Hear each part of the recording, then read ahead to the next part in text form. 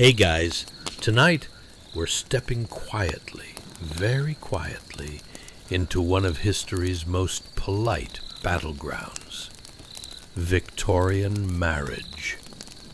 Not the sweeping romantic drama kind, not the Hollywood ballrooms and slow-motion waltzes. I mean the real thing, where courtship was less about butterflies and more about references, posture, financial stability, and whether your embroidery suggested you'd be a reliable wife employee for life. Because in the 1800s, falling in love wasn't the fairy tale moment. It was basically the HR screening. Marriage? That was the job offer. Your honeymoon? Employee onboarding. The in-laws? Let's just call them upper management. So before you settled in, go ahead and tap like and subscribe, but only if you actually enjoy these slow drip history stories designed to help you drift off. No pressure. This isn't Victorian society. No one's evaluating your worth based on your click etiquette. Drop a comment with where you're listening from and what time it is there. And if it's around 2 a.m., well, that seems to be the universal hour for lying awake thinking, wait, marriage used to be a job interview? Now dim those lights. Take a breath. Maybe grab a blanket that feels slightly too heavy for historical accuracy. Adjust your pillow like it's a delicate Victorian hairpiece. Get comfortable and tuck your feet in, not because of rats this time, but because the London chill of 1855 would absolutely creep in and gnaw at your ankles if you gave it a chance. Let's pause for a moment. Have you ever wondered what waking up in that world actually felt like? A world where love letters were audited like business contracts, where a woman's piano skills could outrank her personality, where a gentleman's handwriting mattered almost as much as his earnings, where romance meant proving you were financially stable, morally upright, socially proper, and unlikely to embarrass anyone at dinner. So tonight, we're not storming ships, or marching with armies, or racing through revolutions. We're stepping into drawing rooms, tea tables, stiff collars, tight corsets, and quiet ambitions. We're visiting a time when "Will you marry me?" sounded suspiciously like "May I see your resume?" Breathe in, slow down. Let the past settle around you like a wool blanket in a cold London room. And as we drift gently into 1855, remember, in the Victorian era, love wasn't just an emotion. It was a lifelong contract, negotiated in whispers, lace, and reputation. Let's start our story. Chapter 1. Ella wakes in 1855 London. Imagine waking before the sun has fully risen. Not because you want to, but because the cold knows no mercy and has crept into your bones before your eyes even open. It is London, winter of 1855, and the city is still wrapped in its own breath. Coal smoke drifting in pale plumes over the rooftops, soot settling even on the quiet morning frost. Ella stirs beneath heavy wool blankets, tugging them tighter under her chin. They itch, and they smell faintly of damp stone. Because everything, absolutely everything in this narrow, middle-class boarding house smells of damp stone. That is the fragrance of Victorian comfort when you cannot quite afford servants, but still have pride in your posture, your stockings, and your future prospects. She lies still a moment, listening to the city before it wakes. A distant horse cart rattles over cobblestones, iron shoes clinking rhythmically in the muffled cold. Somewhere below, a kettle whines faintly, competing with the crackle of coal being shoveled into a grate. Not her coal, of course. Coal costs, and every penny must stretch. Her tiny fireplace remains unlit, as it often does. London winters are expensive. She exhales, watching her breath bloom into the air like a ghost. In a century obsessed with appearances, even your breath reminds you that nothing is truly private, not even the warmth leaving your lungs. Ella Lanina rubs her fingertips together, feeling the roughness from laundering lace gloves she cannot yet afford to replace. Gloves, those tiny markers of class, of feminine restraint, of knowing exactly how to hold a teacup so you look like you were born to it, even if you were not.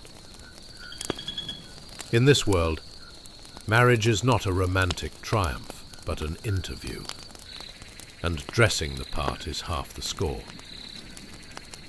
Her future depends not on her dreams or talents, but on her ability to be pleasant, accomplished, agreeable. To play piano just well enough, sew neatly enough, smile softly enough. To be charming, but never bold. Intelligent, but never intimidating. Her mother's voice echoes in her memory. Men hire wives like firms hire clerks. They look for reliability, modesty, and a steady hand.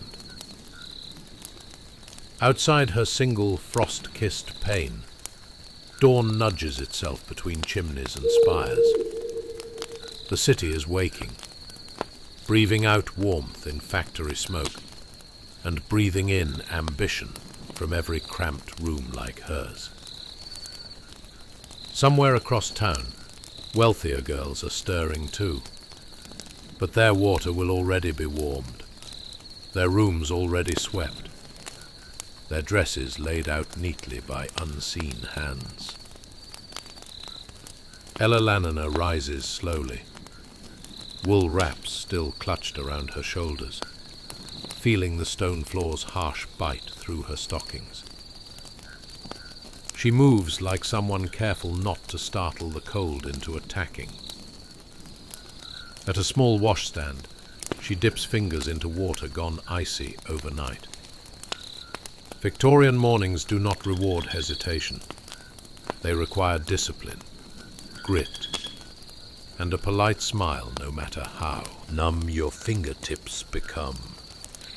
She dresses quietly, button after tiny button, marching up her bodice like a regiment. There is no rushing Victorian clothing. It demands patience, posture, and the ability to never slouch, no matter how heavy your thoughts or skirts feel. Soon she will practice her piano scales, recite French phrases that sound elegant and not exactly useful, and prepare herself to be evaluated, not by employers, but by future husbands and their mothers and their expectations. Marriage in this era is a position to be earned, and every breakfast, every polite conversation, every carefully arranged curl is part of the interview. For now, though, she sits at the edge of her neatly made bed, hands folded in her lap, breath visible in the dim light, and waits for the day to fully arrive. And in that quiet, with London rumbling awake outside her tiny frost-ridden window, she clings to one private luxury, a thought unspoken. Perhaps there is more to life than being chosen. Chapter 2. The Morning Grind of Victorian Domestic Life. Ah, the morning rituals of 1855. If you've ever thought waking up during the witching hour with an alarm clock that sounds more annoying than a catfight is tough, just wait until you experience the Victorian equivalent. You awaken in a modest but decently wallpapered bedroom, where the flowers on the walls are the only hint of brightness, and the sunlight is playing hide-and-seek behind gray clouds, perfect for contemplating deep life choices, like whether or not to boil the leftover cabbage for breakfast. But before you can question your dietary habits, you're greeted by a rather curious sight. Mary, your housemaid, is energetically, and by that I mean she looks like she's wrestling with a small elephant, trying to heft a coal scuttle that looks as if it could contain the entire soot reserves of London. This isn't your average coal scuttle, mind you. No, this one is more black than the heart of a soggy biscuit left out in a rainstorm. Mary, with a shoulder that's favoring her like a bad best friend, kneels in front of the fireplace, which looks about as comforting as a cold fish slap. As she arranges the kindling, tiny sticks aimed at starting a fire that might, if it feels generous, barely warm 2 of your toes. Let's take a moment to imagine Mary's life. Ever wondered what it's like to start your morning with the weight of 100 pounds of coal and the hopes of a family that thinks doing laundry is a romantic getaway? Yeah, it's not. The fireplace itself is a veritable fountain of historical disputes. Every family has their own way of telling a story, and yours is no different. You see, someone says, we are the proud owners of a fireplace that hasn't lit a usable fire since 1842. You wonder how they managed to still hang a stocking by it every Christmas, but that's another mystery for another sleepy evening. Ah, the moment is here. With a few pathetic sparks, which you begin to think might be an optimistic signal for a new career in fireworks, the flames reluctantly make their entrance, flickering like they're auditioning for a role in a melodrama. Mary wipes her brow, standing up with the grace of a heron in a bewildered ballet, looking at you with the exasperated expression of someone who has just been informed that their entire life's work revolves around keeping coal from falling into the soup. If only they could see me now, she might muse, the artist of ash. Ever considered the daily grind of your friendly neighborhood housemaid in the Victorian era? One might think of it as a series of glamorous spa rituals, but let's be real. Cooking, cleaning, and somehow trying to maintain a shred of dignity while picking up after people who believe that perfectly pleated skirts are reason enough to avoid the damp ground. I mean, there are only so many times you can explain that, no, madam, the cabbage and cowslip stew just won't boil itself. And yet, here you are, pondering your own life decisions. While Mary is trapped in the Victorian age, you can simply scroll through Instagram and wonder if posting about your existential dread will get more likes than last week's avocado toast. Spoiler, it won't. Just then, Mary stands up, triumphant. The fire dances and crackles, very pleased with itself as it flickers a little warmth to your waking bones. In this moment you realize that if you were to dissect the concept of warmth in the Victorian kitchen, it resembles your aunt's hugs during the holidays, slightly awkward, mingled with the scent of burnt toast. Speaking of warmth, You can almost hear someone making their one single cup of breakfast tea in the back rooms. Sounds simple, right? But in the era of loose leaves and dubious thermodynamics, it's much more likely to be a test of patience. You know, maintaining the temperature is like trying to get your relatives to stop talking about politics at Thanksgiving. Impossible, and it generally leads to a boiling point.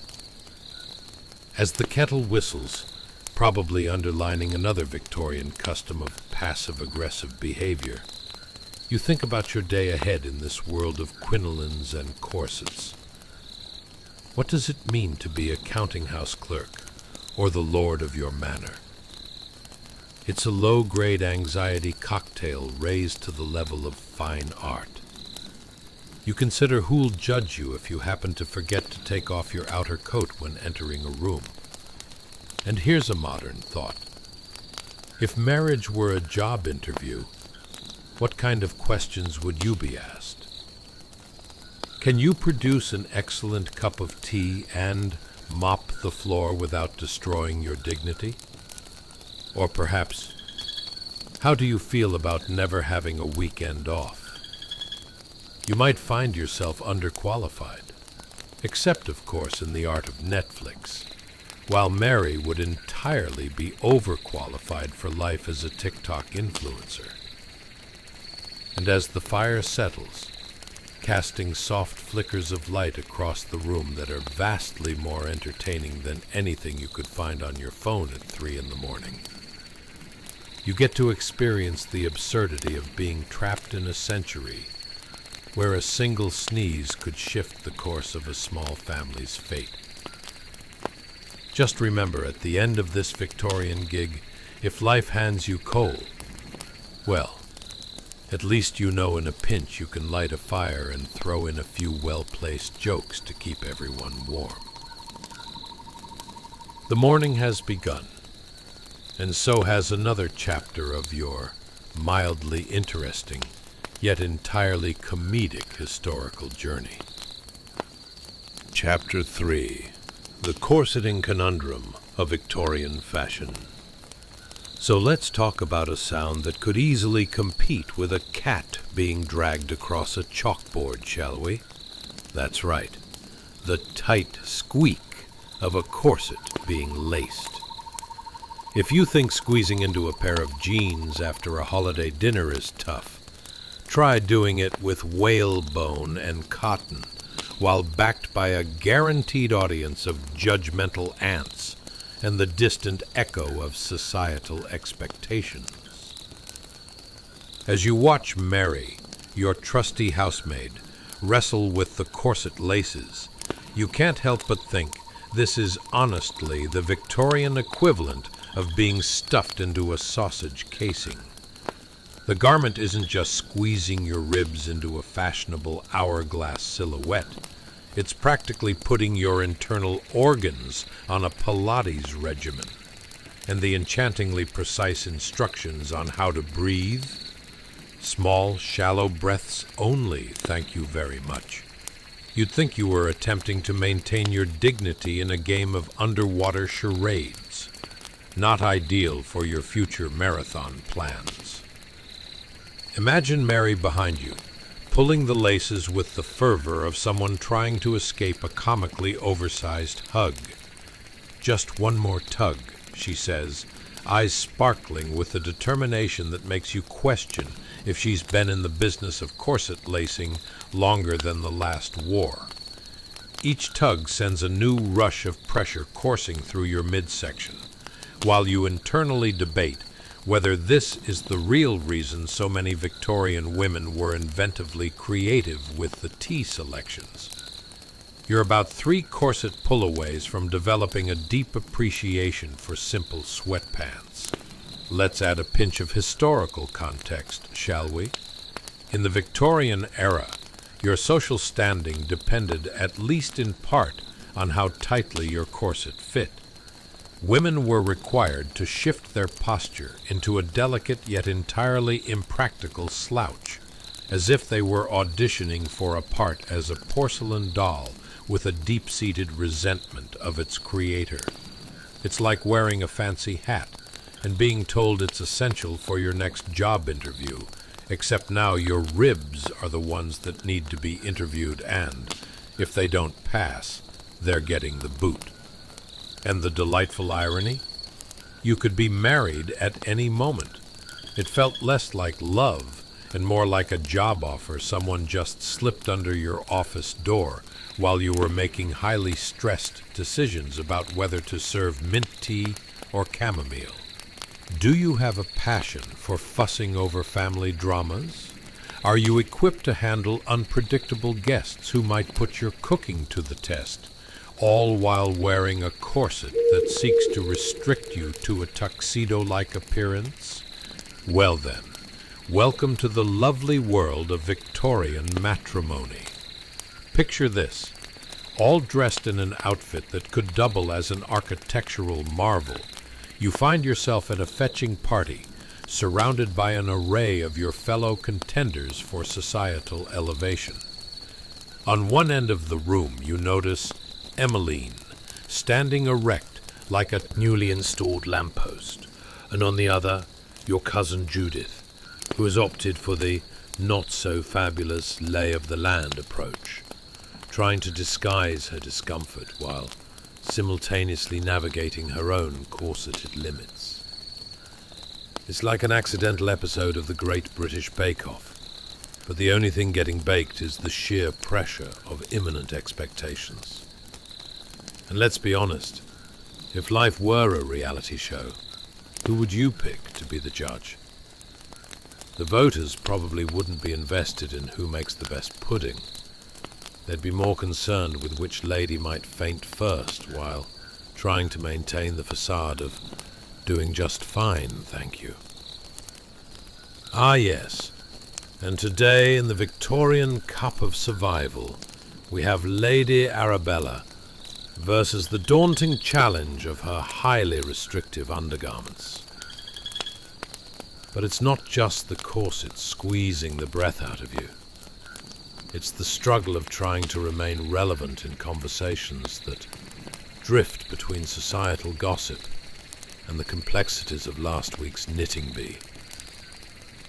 Every word has to be savoured, like rare wine, as each utterance can flop harder than a soup biscuit in a swimming pool.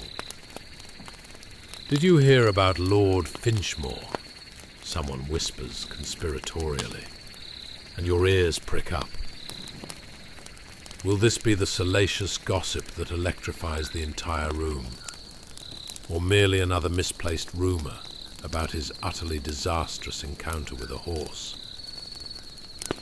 Mary finally finishes lacing you up, and for a moment you hold your breath. Not in the "I forgot how to breathe" way, but the "I've just conquered a mountain of social expectations" way. You see, corsets aren't just garments, they're fortresses. They're the armour women wore into battle for the top spots in social standing, while limiting their very capacity for amusement. It's like going into a circus arena where all the clowns are wearing balloon animals, and you realize you're the main act, except you have to keep a straight face or risk unveiling the depths of your existential dread. Congratulations, you are now reformed into a fashionable Victorian lady, expertly corseted, and ready to navigate an existence marked by sharp-edged politeness and even sharper corset strings. Picture that as a sitcom. How to be Victorian while breathtakingly uncomfortable. The title alone has bestseller written all over it.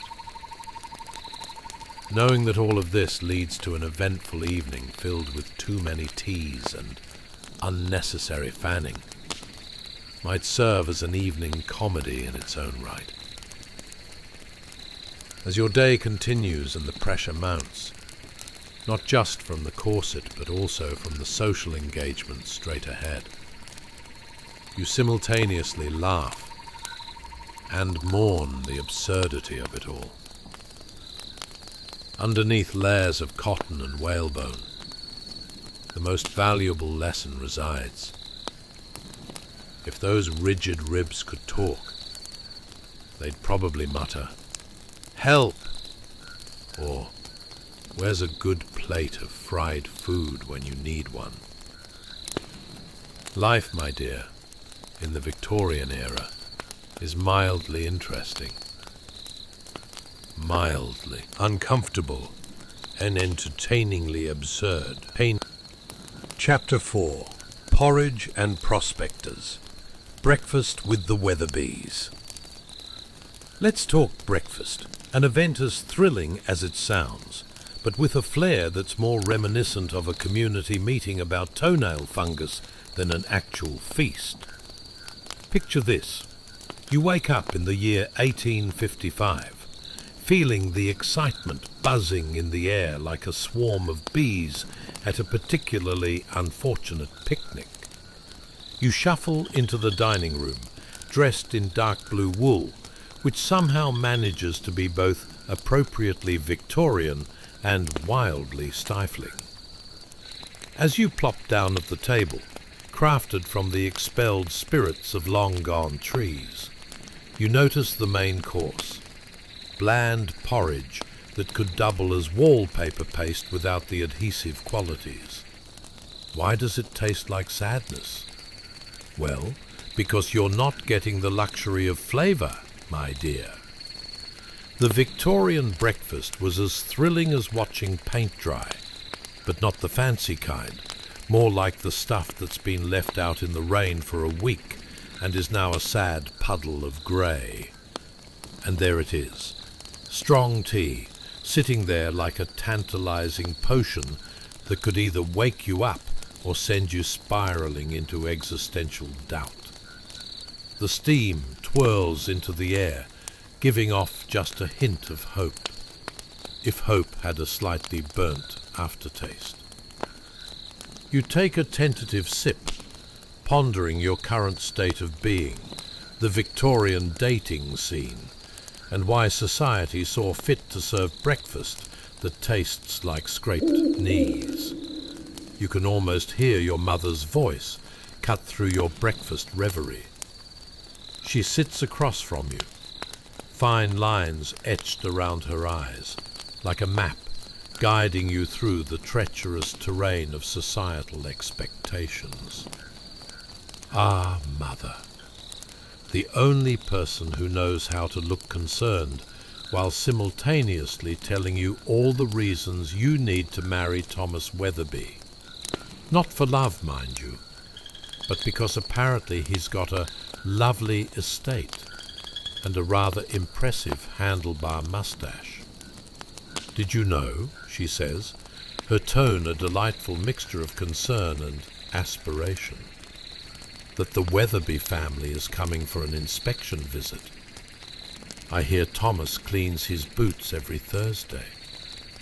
A celebration of boot hygiene? This is the news that will surely set the course of your future life. You can almost hear the wedding bells in the distance. No, wait.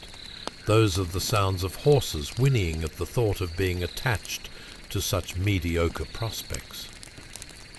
You take another sip of your tea and think, what kind of tall tale could possibly justify this awkward breakfast meeting? This isn't some fanciful version of speed dating. It's more akin to a job interview where the stakes are your long-term happiness, without the benefit of a comfortable corner office and a crazy coffee machine.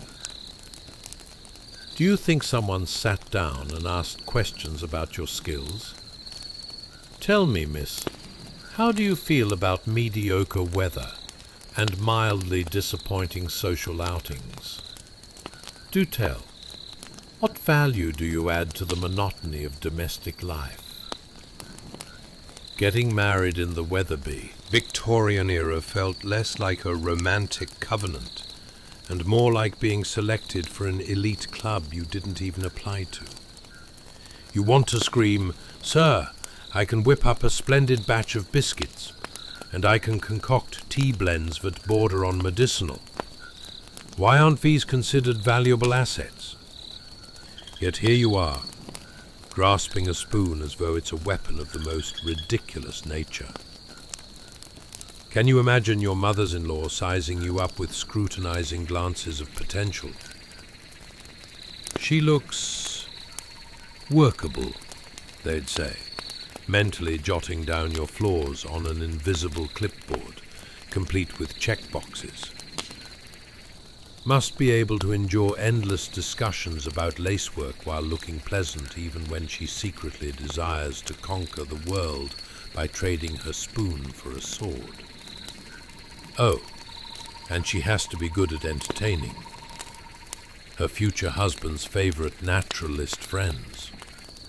Suddenly breakfast feels less like a meal and more like an episode of a terrible reality show, starring you and an audience of family members who are willing to evaluate your potential worth based on how well you fluff pillows and stir porridge.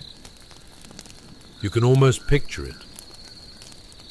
Will she blend in with the precariously tucked table linens? And can she wield a tea kettle while laughing gracefully at her husband's terrible puns? With a small sigh, you mentally prepare for the inevitable awkwardness. A dinner table filled with tea-induced giggles at jokes that barely skim the surface of actual humor. You attempt to plan out your conversational strategies like a general preparing for battle. What do I even talk about, you wonder? The weather? It's still miserable. How about the latest in literally the tiniest bit of gossip? But hold on.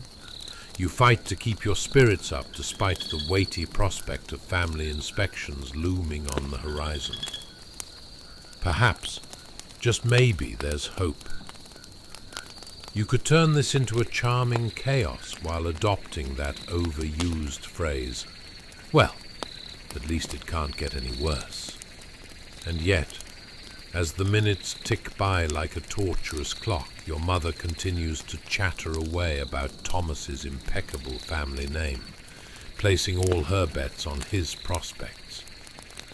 You silently reflect on the Victorian dream, an endless ceremonial dance of etiquette and illusion, which merely keeps the promise of a brighter day perpetually out of reach.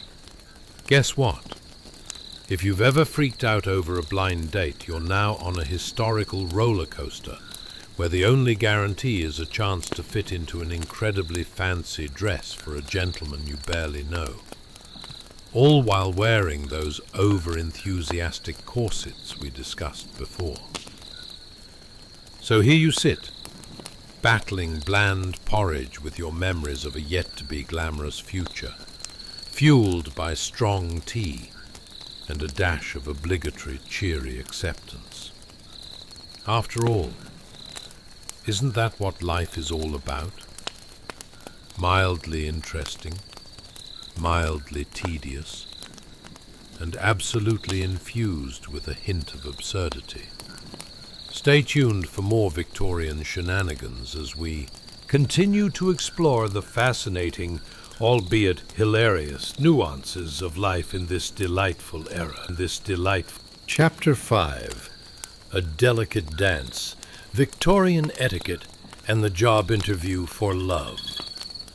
Let's talk about marriage, specifically the art of Victorian courtship, where every glance and flutter of your fan was mapped out like the complicated instructions for assembling an IKEA bookshelf, without the handy visual guide. It's 1855, and you've just spent your morning basking in the fumes of lukewarm porridge, when suddenly your mother kicks off yet another round of her favorite sport, preparing you for marriage. It's less like loving advice and more like advanced studies in your impending doom wrapped up in a corset. Pick yourself sitting at the dinner table, trying to fathom how to engage in the intricate dance of courtship. The rules are so convoluted, they leave you wondering if you accidentally stumbled onto an episode of Survivor Regency Edition. Your mother, a fine lady who believes she could teach Henry Higgins a thing or two, begins explaining the strict rules of the game. No accepting gifts, no physical contact, not even handshakes. Yes, just when you thought things couldn't get any worse, physical contact is now off the table. You're basically looking at a lifelong celibacy charge that feels more like being a contestant on a very boring chat show. So there you are, expected to charm suitors while simultaneously engaging in a mental gymnastics routine that would make Olympic trainers weep. You must maintain an air of intelligence, but God forbid you contradict the gentleman.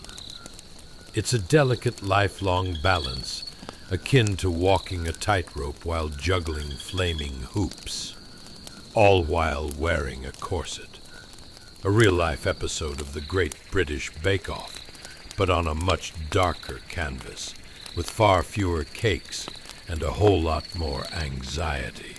As your mother delves deeper into these absurd rules, you can almost hear the gears grinding in your mind. Mother, you want to shout, what if my intelligence contradicts the gentleman's idiocy?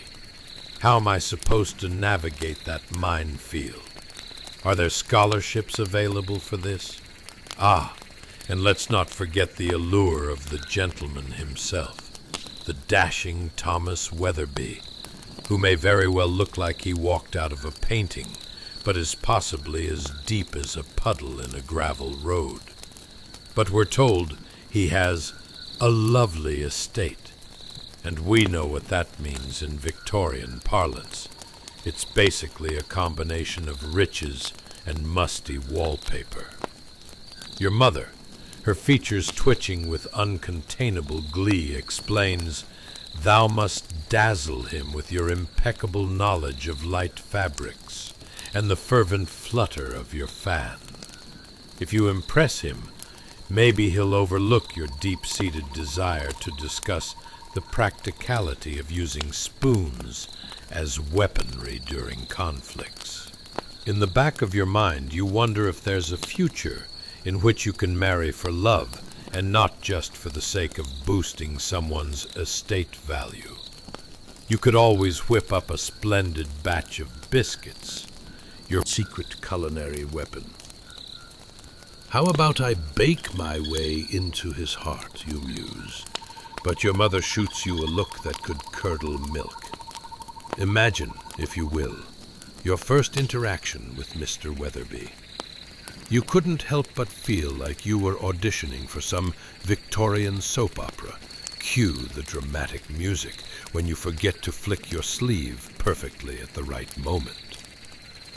You open your mouth to speak, and instead of words, a cacophony of jumbled sounds pours out, resembling a hydraulic machine in desperate need of oil. Congratulations! You've just transformed a charming introduction into an awkward performance art piece. However, let's take a moment to admire your mother's relentless optimism, her belief that you'll deliver your finely tuned conversational nuggets about the latest in tea, lacework, and the thrilling new trend in wallpaper. Is there a secret society dedicated to your success in marrying rich gentlemen? If so, you really want your membership card. On days when you're preparing for visits from prospective suitors, your home turns into a stage set. You'll find your mother sweeping like a woman possessed, fluffing pillows as though they're contestants in a beauty pageant. This is important, she insists. You must look like an ethereal vision, an angel of domesticity. And you can't help but think, ethereal? or simply anxious? The angel has a distinctly nervous breakdown vibe, Mother. As the day slips into evening, you mentally prep for your first job interview in the game of marriage, a ludicrous endeavor if history has taught anything.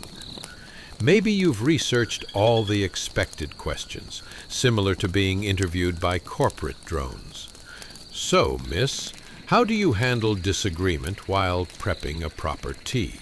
Or, if Mr. Weatherby's estate is riddled with moths, how will you deal with that? Hours tick by, each second feeling like a countdown for a Sunday service that no one wants to attend. What will I wear? Will the family pet be more charming than I? Why must I prioritize folding napkins into swans when he's probably just going to toss them away afterwards? Suddenly, the world of marriage doesn't just feel like an audition. It feels like reality television gone horribly wrong. You can picture yourself in a confessional, dramatically leaning into the camera. The stakes have never felt so high. It's me or the cushions. These thoughts race through your head as you prepare yourself for another visit, another chance to impress a man who might fancy himself a catch. Will he appreciate your observations about nighttime raindrops versus the sound of cricket choruses? Perhaps you could dazzle him with your talent for avoiding awkward silences. After all, who needs a lifelong partner when you can become an entertaining anecdote in your family's yearly Christmas gatherings? So grab your fanciest fan, steel yourself for the dance of etiquette and the absurd delight of Victorian matrimony, and let's see if love, or at least a handsome estate, will allow you to survive this hilarity wrapped in a high-collared disaster. Chapter 6. A Victorian Rhapsody, Poetry, Pomp, and the Perils of Horseback Etiquette. Ah, the Victorian era, where the air was thick with the scent of newly printed poetry and the occasional whiff of horse manure, and no one really knew if they were attending a courtship or a carefully orchestrated circus. Imagine a still afternoon in 1855, as you nestle into your window seat, layered in velvet and lace like a historical cake, ready to indulge in something as soothing as a warm cup of tea, or a soothing backhanded compliment from your mother.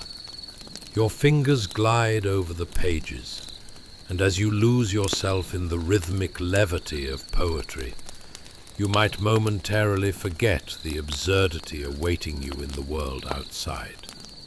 Now, there's a quaint gentleman on horseback rolling by, his hat so high that it practically dwarfs everything else in a 3-mile radius.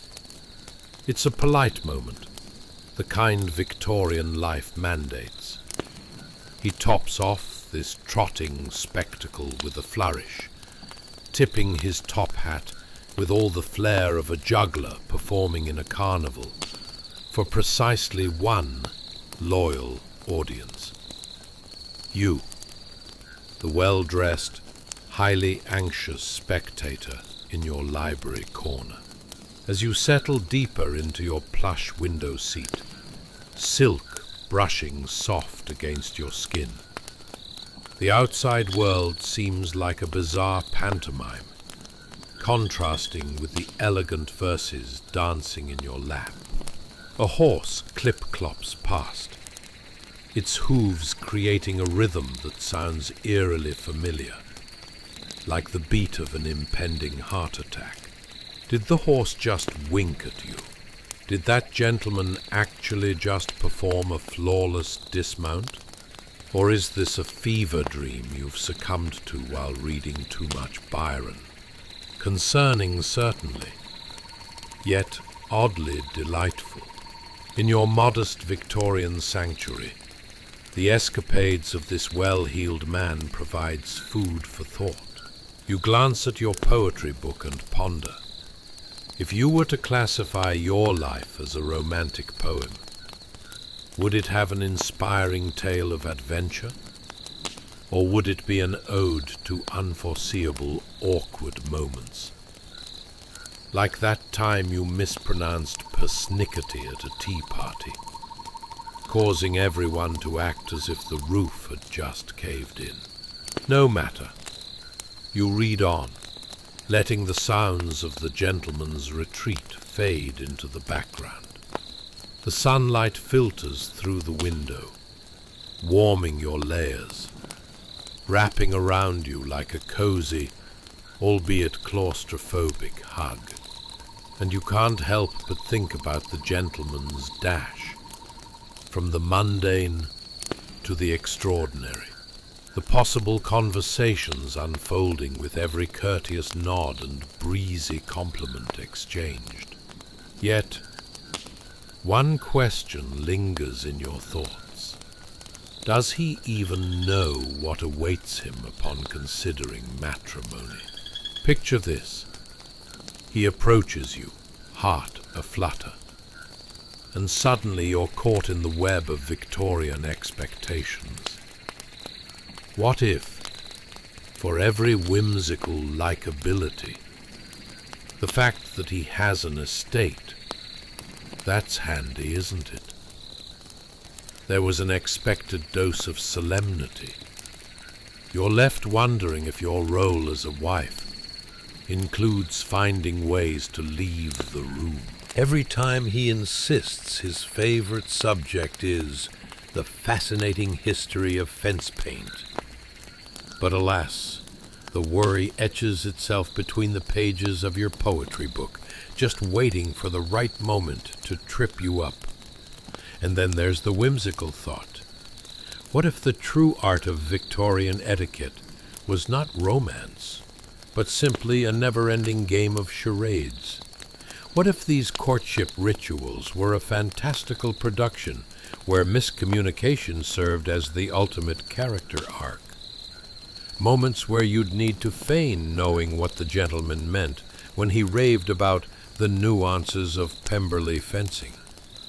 You would just smile politely, wondering how much longer you could survive a marriage where the highlight of the week was fresh tea leaves and gossip about the neighborhood cats.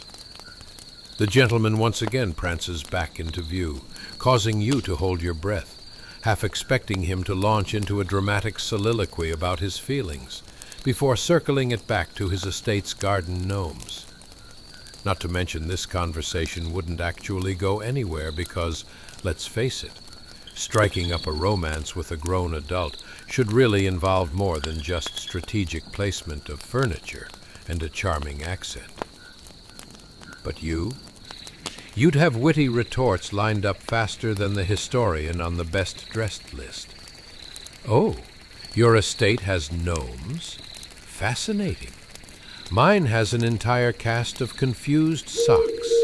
They perform nightly shows every time the cat gets frisky. Charming exchanges like that might just have you clearly winning the hearts of both gentlemen and, ideally, the gnomes as well. As you reflect on this, your poetry book, your steadfast companion, opens to a page that tickles your fancy with the tender absurdity of life. With the humorous vigor of a Victorian poet, bemused with courtship, you contemplate what lies ahead. After all, surely navigating the complexities of gentlemanly attention involves the same skills as decoding a particularly intricate crossword puzzle. Equal parts cleverness, an ability to pretend you know what the right angle to approach a hedge means, and understanding that laughter truly is the key to survival. With a comforting sigh, the words of your poetry mingle with the sounds outside, a world bustling with politeness, adorned with tight frock coats and breezy wit. You let your thoughts float away as you surrender to the comforting charm of Victorian life. Thus, you realize that whether marrying for love, to win the gnome competition, or simply to avoid being a Victorian cat lady, you've got this whimsical world down pat, with just enough layers to keep you safe from the social chill of romance. Now, don't you wish life were this delightful dance of manor visits and poetic musings? But remember, it's also fraught with the unending threat of dry conversations about estate management. And in the end, it might just be the absurdity of it all that truly makes this Victorian life a rather mild but interesting detour into history. Chapter 7. Arrivals and Anticipations. Hey guys, welcome back to your cozy corner of mildly interesting history. Tonight, we're diving into a world more layered than a Victorian wedding cake, where spending your life learning to style your hair was considered a career choice, and your marriage proposal was essentially a job interview for the position of wife. Please keep this manor running.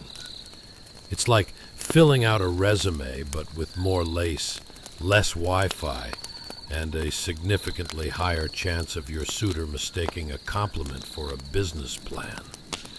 So, before we get tangled in the floral patterns of 1855 Victorian courtship, why don't you dim the lights?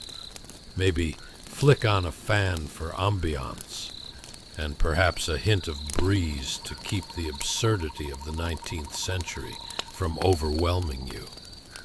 Get comfortable. Maybe adjust your pillow. Good? Great. Now, let's ponder some pressing questions that might arise when faced with this particular reality. Have you ever wondered if your life choices dictated your hairstyle? Because in Victorian times, if you had the wrong do-up, you might end up single for life. Cue the panic. What if every formal dinner you attended felt like an audition for a Broadway show? You know, minus the confetti and annoying choreography, but with all the awkward glances. Just imagine if your most romantic moment meant merely sitting next to a potential spouse while discussing municipal horticulture. So, do you prefer the hydrant over here or the one by the corner? Now, congratulations.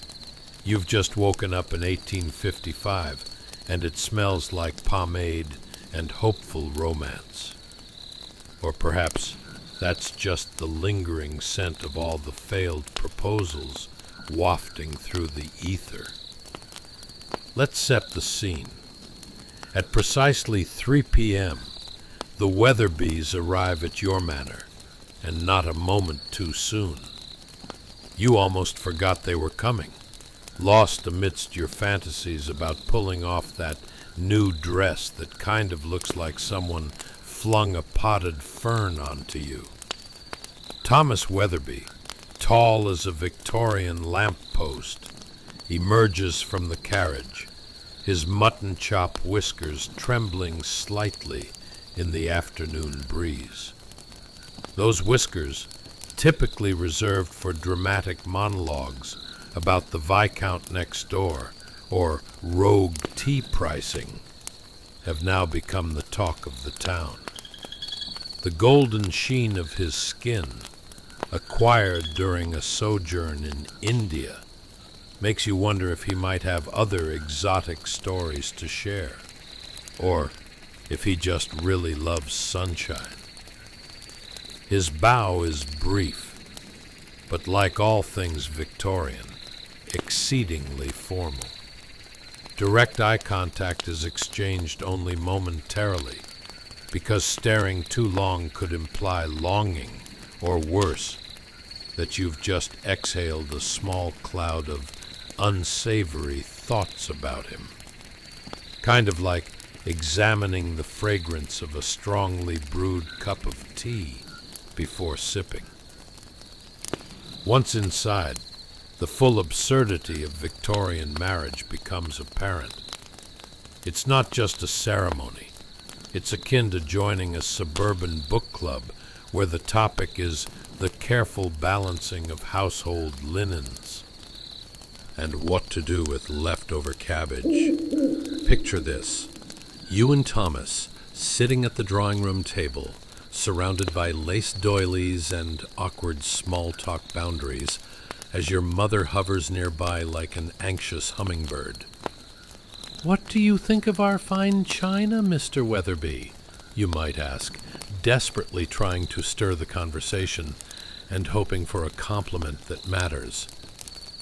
Little do you know, his mind might be roaming somewhere between deciding whether he should write home about this exquisite porcelain or about your far too vivacious laugh that reminds him of a startled seagull hungry for crumbs. Now let's discuss the matter of etiquette. Ah, the strict codes that bind you like the lacy corset digging into your side. You know the rules. Always maintain a delicate posture. Don't drop your teacup. And for heaven's sake, don't mention that unduly heated debate about the fencing at Pemberley. Such topics could spark scandal that would echo through the halls of the manor for generations, like a particularly stubborn ghost refusing to move on.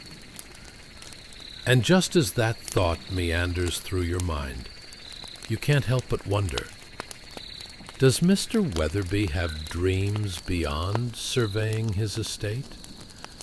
Or is his only ambition at this very moment to survive this tea-infused maze of awkward courtship? He fills the air with cautious flattery. "Your lace is exquisite this afternoon, my lady." "Yes, Thomas, but can you pack a wagon?"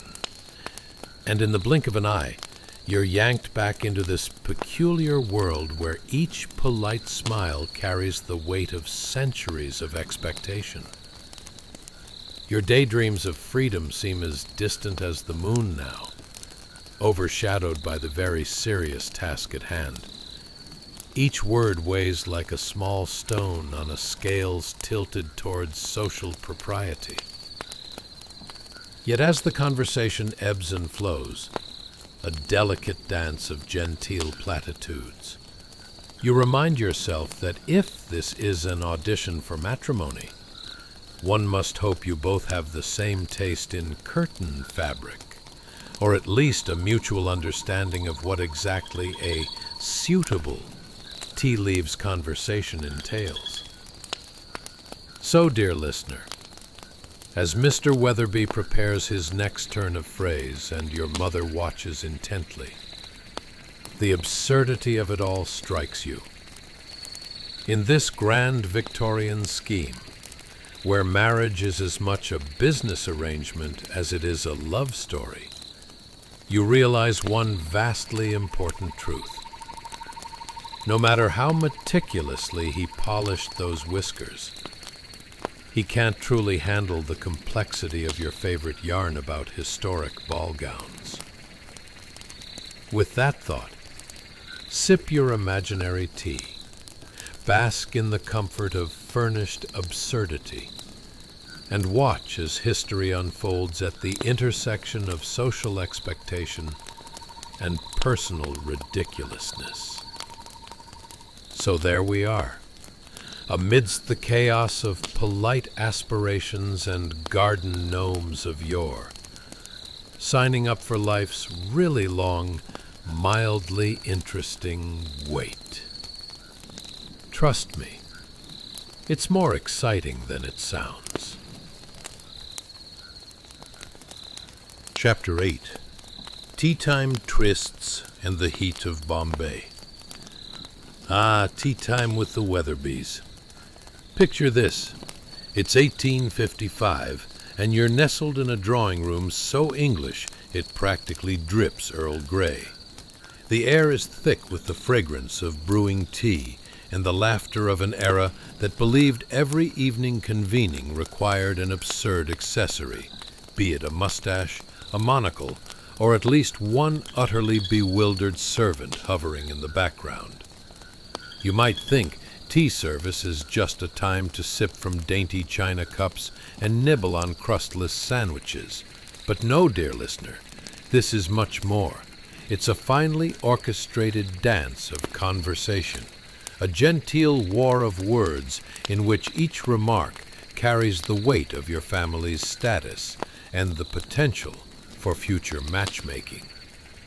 At this very moment, Thomas Weatherby is seated across from you, looking as though he's just emerged from an overly dramatic painting of an Indian bazaar, having unintentionally stolen all the sun and polite eye contact on the way. As temperatures in Bombay climb to levels that would make a chicken fryer feel like a cool, refreshing dip, Thomas subtly loosens his high collar, a move like a Victorian magician revealing his first trick. He leans in, attempting to capture your attention, though you suspect he's really just trying to breathe. Oh, that pesky humidity is hitting harder than the difficult rejection of a last-minute dance partner at a ball. Ah, the warmth of Bombay, he sighs, also reminding you of how far he's traveled to reach this drawing room, by way of the local sauna, apparently. Imagine the sweet scent of spices lingering in the air. Yes, Thomas, but all you can think of is how the warmest thing around seems to be your laughter, which feels a tad out of place when positioned next to the quiet dignity demanded in these tea episodes. The delicate clink of china fills the air as plates rearrange themselves around the table, each one seemingly orchestrated like an impromptu chess game, where the pieces are actually tea cakes and biscuits.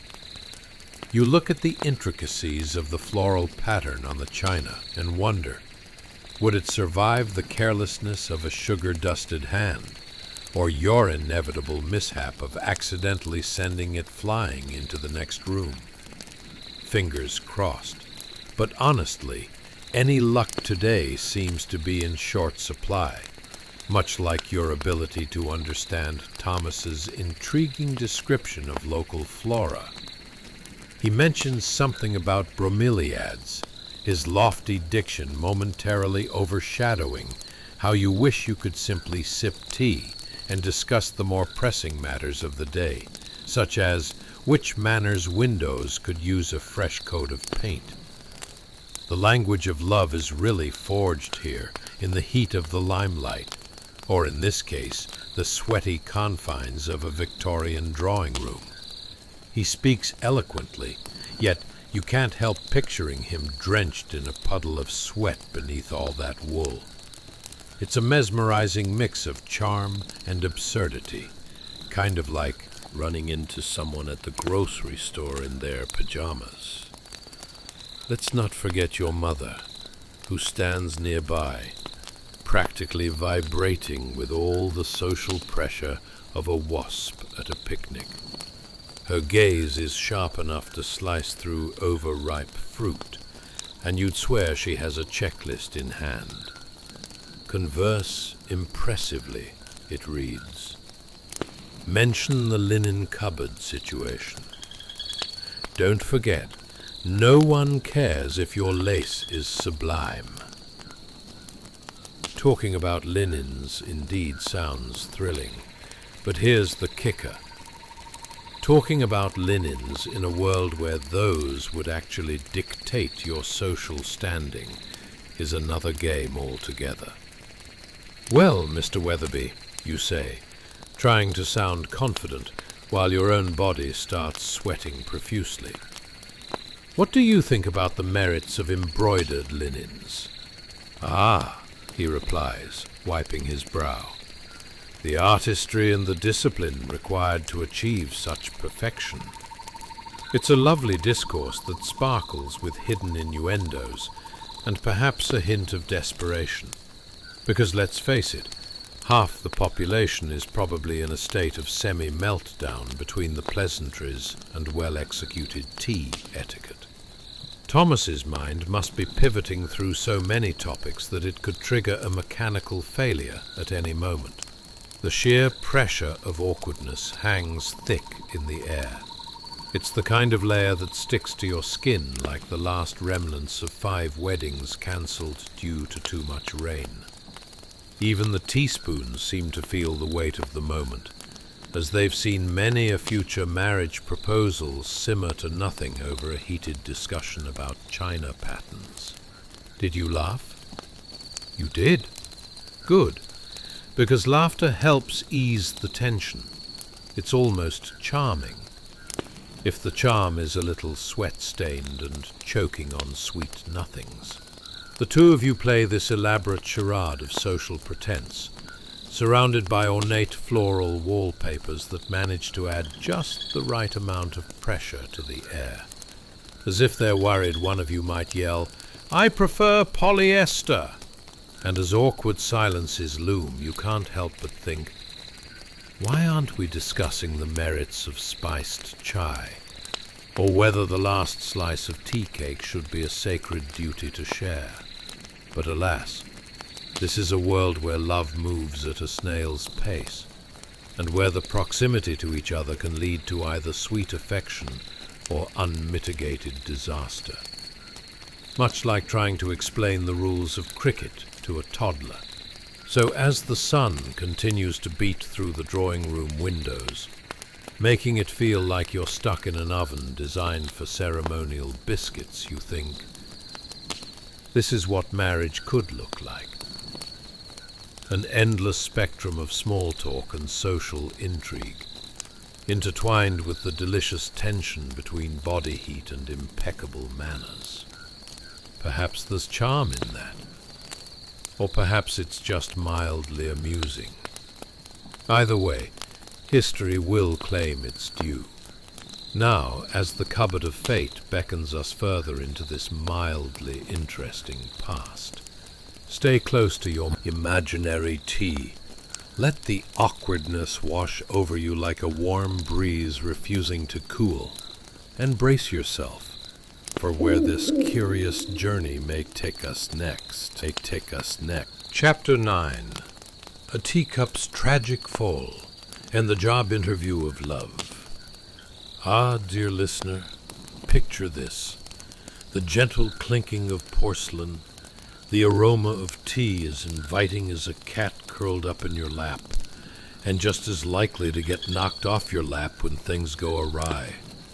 Yes, you've just stepped into the drawing room of a Victorian home, aptly decorated with the sort of elaborate drapery that looks like it was stolen from a Shakespearean set. It's 1855, and like every good Victorian social gathering, it's time for a tea party that feels more like a tension-fueled competition for status rather than a cozy chat with your best friends. Suddenly, an unexpected commotion breaks the delicate atmosphere, like the sound of a goose learning to tap dance. Poor Mrs. Weatherby has inadvertently enlisted her prized teacup into an ill-conceived flight plan. It veers off course at an alarming rate, and just like that, crash! Your heart skips a beat. If teacups were made of fabric, this one would certainly sport the sewing skills of a toddler. But alas, it's fine china, and this one, the very embodiment of Victorian elegance, has hit the floor with a sad little thud that echoes like the judgment of 1,000 angels. Ever so subtly, and I do mean subtly, like spotting Bigfoot from a mile away, Thomas Weatherby's flinch betrays him. He springs into action, his reflexes honed by years of genteel social survival. With all the assurance of a Victorian gentleman determined to save a lady's dignity, he rises to fetch a handkerchief from his breast pocket, the only thing standing between that teacup's shattered ambitions and the looming specter of utter humiliation. Tea, you think, or a handkerchief? And why does someone always have to save their face when someone else drops theirs? You can't help but cringe a little at the whole charade. Victorian marriage proposals had about as much room for genuine emotion as a dollhouse lacking air conditioning. It's all business, my dear, and the failure to secure that fragile china is just another reminder of the stakes here. By now, you can practically hear Ella Lanina, seated quietly in a corner, channeling her inner Sherlock. She's taken meticulous notes on this little scene, filing away the involuntary reactions in the dusty attic of her thoughts. Observe: subtle flinch, a proud display of etiquette, or a nervous tick. She'd be taking mental notes on Thomas's every gesture, marking him for future attention, like a naturalist at a zoo, cataloging the behaviors of rare species. In this habitat, the male species exhibits typical courtship rituals while sweating profusely in wool. Fascinating. The tea party continues on, and each sip feels like a dare to engage in deciphering the endless social codes of the day. You can't help but wonder, does every guest come equipped with an instruction manual for navigating these intricate social waters? Or do they just have to wing it, as any good Victorian would? Interestingly, as you watch the aftermath of the teacup's scandalous fall, you can't help but draw parallels to your own life. Imagine explaining your daily grind to a Victorian observer. You see, I swiped left on a guy who said he just wanted someone to share snacks with, but really, he meant he needed a willing accomplice for his nightly Netflix binges. How quaint. Meanwhile, Thomas jitters nervously. His glance darts between the shattered remnants of porcelain and the judgmentful gaze of Mrs. Weatherby, who is silently calculating how this cup's fate will impact the family's impeccable standing in society. "Well, Mrs. Weatherby," you can imagine him saying, "one must always consider the implications of China mishaps on the matrimonial market." As he kneels, handkerchief raised like a flag in surrender, the entire room holds its collective breath. The tension is thick enough to slice with a butter knife. Will he be able to salvage the situation? Or will further destruction lead to an unfortunate series of events that could ruin dinner invitations for generations? You're half tempted to start placing bets, but no one here carries change. And wouldn't you know it, Mrs. Weatherby, still regal, finally shrieks in that way that only very proper Victorian ladies can. Think Banshee meets the final whistle at a formal soccer match, and the moment hangs in the air like a bad pun. "My dear, what an expensive piece of china. One does not simply have a teacup 1,000 years old without considering one's future prospects." It's at this point that you wish you could somehow intervene. "Madam, have you considered perhaps using mugs? They don't shatter quite as easily, and they pair wonderfully with a Netflix binge while you scroll through the last 200 years of men sporting ironic moustaches. But alas, you're just a fly on the wall, watching awkward social interactions unfold like a bad case of the flu at a dance." As the aftershocks of the incident finally start to settle, you glance back at Thomas. Poor guy. You can't help but feel a twinge of sympathy for this delicate dance of courting norms and social expectations. His quest for love has now taken the bizarre form of a high-stakes job interview, where one misstep could lead to a not-so-subtle rejection for the next available matrimony slot. Forget romance. This is about survival, Victorian style. Ah, love in the Victorian era. where a tea party resembles a high-stakes poker game. But that's just how the cookie crumbles, or in this case, shatters. And with that, dear listener, you are left to ponder. Was it just tea, or a carefully concealed emotional minefield? As you drift off into the cozy embrace of slumber, remember this. Love can be just as delicate as fine china, especially when you're desperately trying to avoid terrible social faux pas while making a very public cup of tea. Chapter 10. The Hallway Negotiation and the Great Victorian Courtship Debacle. Hey guys, welcome back to another snooze-worthy episode of Mildly Interesting History. Tonight, we venture into the romantic labyrinth of Victorian love, a quest more convoluted than assembling furniture from IKEA without the instruction manual. Ever wondered if courtship in the 1850s felt more like a job interview for a position as a husband than an actual romance? You've come to the right place. So, let's set the stage. Dim those lights, lower than your credit score after Black Friday. Turn on that soothing fan.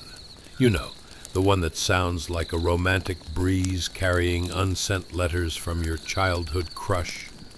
Get comfortable, because we are diving into the 1850s, where calling on potential soulmates involved masterful social maneuvers reminiscent of a three-dimensional chess game played while balancing a teacup on your head. And let's think. Will you find your beloved's father grumpy like a goose caught mid-sneeze? What kind of entry-level questions might he ask during this delightful meet and greet? How would you handle unexpected livestock emergencies? Or, can you explain why your last term of service ended with a dramatic altercation involving a goat? Congratulations. You've just woken up in 1855, where the Victorian era is a waltz through a garden of rigid moralities and courtships that operate under more rules than a game of Monopoly. But don't fret. We'll navigate this perplexing social terrain together. So, imagine yourself standing in the hallway of a grand Victorian home, not unlike a slightly claustrophobic art gallery, but with fewer paintings and more social landmines. Let's paint the scene. You glance into the parlor, where Elella Nina, a lovely specimen of 1850s life and possibly the world's first overanalyzer, can be seen observing closely as Thomas Weatherby nervously fidgets with the lapel of his woolen coat. The air is thick with potential for awkwardness, so thick in fact that you could cut it with a butter knife. If you were to sneeze right now, the lingering silence might shatter like a particularly tense teacup. Thomas, the aspiring suitor, decides it's now or never. He approaches Elella Nina's father, who stands there like a human statue, possibly contemplating life's great mysteries, or just how much he regrets offering to host this social event. The hall is pampered with more knickknacks than a thrift store. Porcelain figurines, an impressive selection of hats that one could only assume are for garden parties that never end, and a potent musk that smells faintly of mothballs and unfulfilled dreams. Sir, may I request the privilege of calling on your daughter, Thomas ventures, his voice quivering like a cat trapped in a room full of rocking chairs. Pause here for dramatic effect. You can practically hear the stomachs of every guest turning into nervous knots. Elella Nina, watching from her observational perch, thinks, observe, boldness mixed with an unshakable urge to squirm. In that splendid standing frame of man and father, this really does feel like an interview, you might think.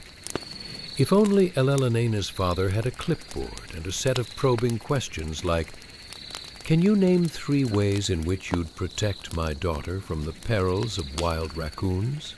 Or, on a scale of 1 to horrified, how comfortable are you with the prospect of babysitting my daughter's collection of emotionally needy cats? Thomas is practically sweating through his waistcoat as he explains his totally not desperate ambitions.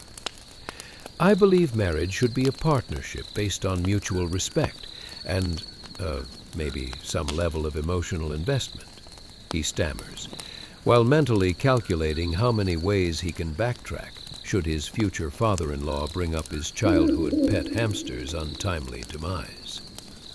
Respect, Elena's dad echoes, folding his arms in amusement. What a cozy commodity that is. Let's discuss your earnings. How much would a gentleman such as yourself make on a typical Tuesday? You can't help but snort a chuckle at this historical imbalance. After all, today a romantic partner might ask you about your Netflix subscriptions, or, heaven forbid, that unpaid parking ticket. But in the Victorian era, it was all about fine silks and acceptable financial standing. If you were lucky, you just might get a free pass to the neighborhood social ladder, or a knotted-up family tree. As this conversation unfolds, Elena can barely stifle her laughter behind the doorframe, watching the kind of life decisions go down that make watching paint dry feel exhilarating. Listen, Thomas, she might think, her heart racing as she envisions the epic romance blossoming, or crashing right before her eyes. The stakes are higher than a hot air balloon operator after a double espresso. Sir, if ever there were a way to assure my fidelity, it would involve, drum roll please, a tribute to your unfashionably adorned mustache. Thomas completes his pitch with a flourish that would make even the most emotionally stoic Victorian dames swoon, or roll their eyes, depending on their tolerance for melodrama. All things considered, why worry about love when every interaction feels like it's meant for a stage? The reality is that your chances of true connection might be slimmer than a petticoat left out in the rain. Perhaps reaching for an understanding partner is akin to a visit to the dentist. Uncomfortable, occasionally painful, but ultimately worth it if there's the promise of sweet relief, or a fabulous new top hat at the end. And as the hallway echoes with the earnestness of Thomas's declarations, you might find yourself wondering, does love truly need a formal introduction? Or can love be found in shared absences of porridge and hearty chuckles over farming mishaps on rainy afternoons? So, close your eyes, dear listener, and drift off with this delightful image of courtship negotiations gone awry. Trust that even the most awkward interviews can lead to the best stories. After all, love, like a fine Victorian tea party, may just require a bit of sugar and a whole lot of imaginary patience. Chapter 11. Sweet Peas and Electric Jitters. Ah, the Victorian love scene, a place of propriety, secret glances, and uncomfortably elaborate chaperoning. Tonight, we resume our adventure in 1855, where advances in courtship could be as momentous as the discovery of effective toothpaste. In our previous segment, we witnessed Thomas Weatherby facing what can only be described as an interrogation worthy of a spy thriller. And here you are, bobbing along like a boat on a sea of social expectations that sometimes feels more turbulent than a toddler with a temper tantrum. Picture this. The soft, muffled sounds of the parlor give way to a scene straight out of a painter's fever dream. You are now present for an event as momentous as the first time the muffin was ceremoniously stacked atop the cupcake. Thomas, in a bid to woo the utterly fascinating Ilellanena, arrives with a bouquet of sweet peas. Yes, sweet peas, the kind that will not only twinkle under the gaze of a fair lady, but also challenge your sense of romantic gifting. Thomas approaches, clutching those flowers as if they were the last lifeline on a sinking ship. The sun peeked through the lace curtains, a celestial spotlight illuminating the anticipation hanging in the air. You can almost hear the violins playing a melodramatic score to this moment, a score devoid of lute, but abundant in awkwardness. And now, hold your breath as he extends his hand, flowers trembling like a shy squirrel caught in the act of stealing acorns. There's a moment of silence, a heart-stopping, breath-holding silence that could serve as the world's longest pause in conversation. As Ilellanena accepts the blooms with gloved fingers, her skin unexpectedly brushes against his. Zing! It's like she's just discovered an unchained roller coaster in a centuries-old theme park, and there's absolutely no one to stop it. Sparks fly. Or maybe it's just the smell of the sweet peas, you think. Those flowers bask in this electric tension, seemingly shameless to be caught in what feels like an unspoken agreement between the two. You might lose yourself wondering if this was how electricity was discovered. Or perhaps it's the thrill of uncharted love territory, filled with more faux pas than a cat in a dog show. Did he just smile awkwardly, you ponder, observing the lovely dance of body language taking place in front of you? Thomas, master of the stutter, seems to defy gravity with the sheer awkwardness exuding from his every pore. His hands, bless his heart, appear to be on the verge of either dropping the precious flowers or conducting an unplanned symphony. What's next? A polite tap dance to demonstrate his commitment? You might smirk internally. Spoiler alert. Victorian men, for the most part, weren't known for their daring rhythm skills, unless it involved dodging potential suitors during a slow waltz. How did we get here? You ask silently, trying to grasp the sheer absurdity in this genteel display. You've unwittingly become a live observer to an emotional exchange that requires decades of etiquette training, more complicated than assembling a jigsaw puzzle with cheese graters as your only tools. And let's not forget the delightful bouquet itself. Sweet peas, once just an innocent flower, now bear witness to this cosmic dance of chivalry and intrigue. Its fragrance mingles with the subtle scent of damp wool coats and something intoxicatingly Victorian, a blend of hope, pressure, and undisputed hilarity that courses through the room.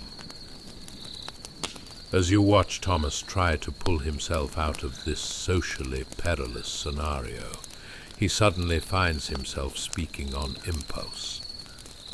You know, these are sweet peas. Not quite a Shakespearean sonnet, yet revolutionary enough that it seems as if a choir of angels has quietly gasped in unison out of sheer disbelief. Sweet peas, Ilellanena replies delicately, her smile betraying only a hint of bemusement. One could almost say they symbolize the very essence of our fleeting existence. Or, you know, just that you really like vegetables. Nestled in this humor is the very soul of Victorian courtship. A balance of charm and awkwardness. A tempestuous sea where love could capsize in a single misstep. Or, more accurately, a poorly timed joke about turnips. But alas, the moment is mildly interrupted by a gentleman, most likely Ilellannena's Uncle Frederick, who strolls in with all the flamboyance of a peacock at a pigeon convention. He clears his throat, the sound echoing like an alarm bell for the socially challenged. "Well, what's this? A flower presentation? Trying to charm my niece, are we?" Imagine the flush on Thomas's cheeks, redder than an English rose in full bloom. He is in a public spectacle now, caught between the sweet peas and awkward dance of expectations as Uncle Frederick bears down on him like a sledgehammer of societal norms. "And how, pray tell, do you plan to provide for her? Can you tell us about your cow's milk production strategy?" You might find yourself snickering at the sheer poetic absurdity of it all. A so-called romantic gift turned promptly into a job interview, armed with the threat of a cow's milk business plan. Because what better way to woo your beloved than with an elaborate casual PowerPoint presentation about sustainable farming practices? And just like that, the sweet peas became both an offering of affection and a gateway to the working class's youthful version of The Bachelor, where selections were made not by compatibility or stars aligned, but by annual yields, and the potential for resentment should cooking peas not yield satisfactory results. As this unexpected drama unfolds, you can't help but reflect on the peculiarities of love in a time rife with rigid social norms. And hopefully, you realize you're in for a wild ride through history's courtship meccas. As the sweet peas sit momentarily in Thomas's trembling hands, they encapsulate the humorously complex dance of Victorian romance. And with that delightful thought lingering, it appears you're just getting started. Sleeping might come easy, but participating in this wonderfully twisted love saga will surely keep you smiling through the night. Unless Uncle Frederick comes back. Chapter 12. The Trembling Garden of Vulnerability. Let's talk about gardens. Not the kind brimming with colorful blooms, fragrant herbs, or overly enthusiastic gnomes, but the kind where societal norms blossom like weeds in a neglected yard. Here, in the gentle shade of a Victorian garden, where sunbeams filter through leaves like filtered coffee in a spirited cafe, and with a chaperone annoyingly positioned at a safe distance, Thomas is about to let you peek into his soul. Now, imagine this. The year is 1855, and you're in the midst of London's hustle and bustle. The air is thick with the smell of horse manure, and a unique mix of aspirations and awkwardness. The clatter of horse-drawn carriages mingles with candid shouts from vendors, hawking everything from bread to more bread, because what good is variety when your stomach is always growling? In a small garden that looks straight out of a postcard from an era that was just waiting for pastel colors to be invented, Thomas Weatherby stands with a bouquet of sweet peas. Yes, sweet peas again. These thoughts of love and romance loom heavier than a boulangerie loaf in a grocery bag. As the sunlight shifts, painting the scene in golden hues, you can almost feel the temperature rising. Not just from the warm rays, but from the weight of daily expectations that could suffocate an ox. Considering his current situation, Thomas begins to feel overwhelmed, like a cat caught in a dog park. He stares at his pretty date, Ella Lenina, while trying not to drown in a tidal wave of what the heck is happening here. You could almost hear his thoughts. What am I doing in this fragrant, flowery pit of societal pressure? I haven't even unpacked the emotional baggage from my last awkward encounter, let alone navigated through a courtship rife with sugar-coating and thorns. He thinks back to his home, a small abode where he could relax, surrounded by the comforting embrace of unfulfilling work, dull wallpaper, and the occasional existential crisis. But here he is, the pressure mounting, sweeter than the sweet peas in his hand, and approximately 4 times more suffocating. Have I forgotten how to be even mildly English? He wonders. But what does being English even entail? Is it having a cup of tea and responding to bad news with a stiff upper lip? Or perhaps it's skillfully dodging questions about one's income before being asked to regale tales of your cow's milk production strategy. As he looks into Ella Lenina's eyes, he can't shake the thought of being outclassed by the likes of Uncle Frederick, who surely possesses superior wit, charm, and at least 3 juicy tales about why hotel carpets in the city were once deemed inappropriate for Victorian society. A sudden wave of panic washes over him as he realizes that chaperones seem to have PhDs in judging human interaction. The pressure is so thick you could slice it with a dull spoon. Just then, Ella Lenina gently interrupts his self-deprecating spiral. "So, Thomas," she begins, with a smile that could melt ice caps, "what do you think of our lovely London?" Her question lands like a cannonball at a tea party, and suddenly he feels as though he's been asked to recite Shakespeare while simultaneously doing calculus. Well, it's bustling," he replies, his voice wavering as he stumbles over the word like a toddler learning to walk on a balance beam made of marshmallows. "So many people and sights and the smell." He barely dodges a reference to the horse droppings that punctuate the city's pavement, like nature's annotations on a Victorian manuscript. Ella Lenina raises a brow, an expression that could only be described as a blend between amusement and concern. The smell. Fascinating. Each awkward beat between them feels like an eternity. And in that moment, Thomas wonders, is the ability to navigate this interaction a required skill on a Victorian job application? His mind spirals into humorous thoughts. Would I fill out the form? Reason for applying? To gain lifelong training in the art of pleasantries while dodging judgment from mere mortals.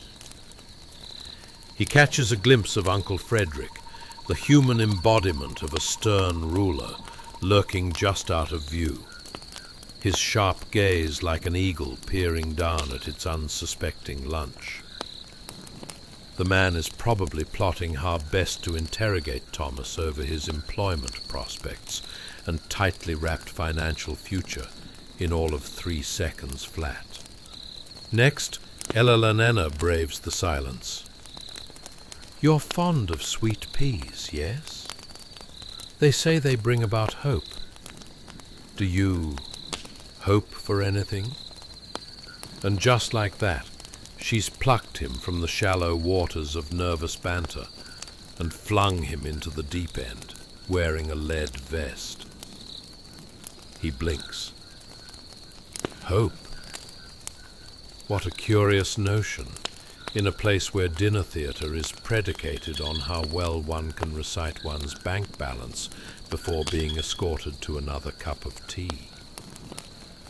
As he stumbles through his thoughts of hope, hoping not to embarrass himself, hoping to impress Ella Lenina, hoping to survive another moment of this social labyrinth, Thomas finds that he struggles to articulate anything deeper than, "I hope that this conversation goes well."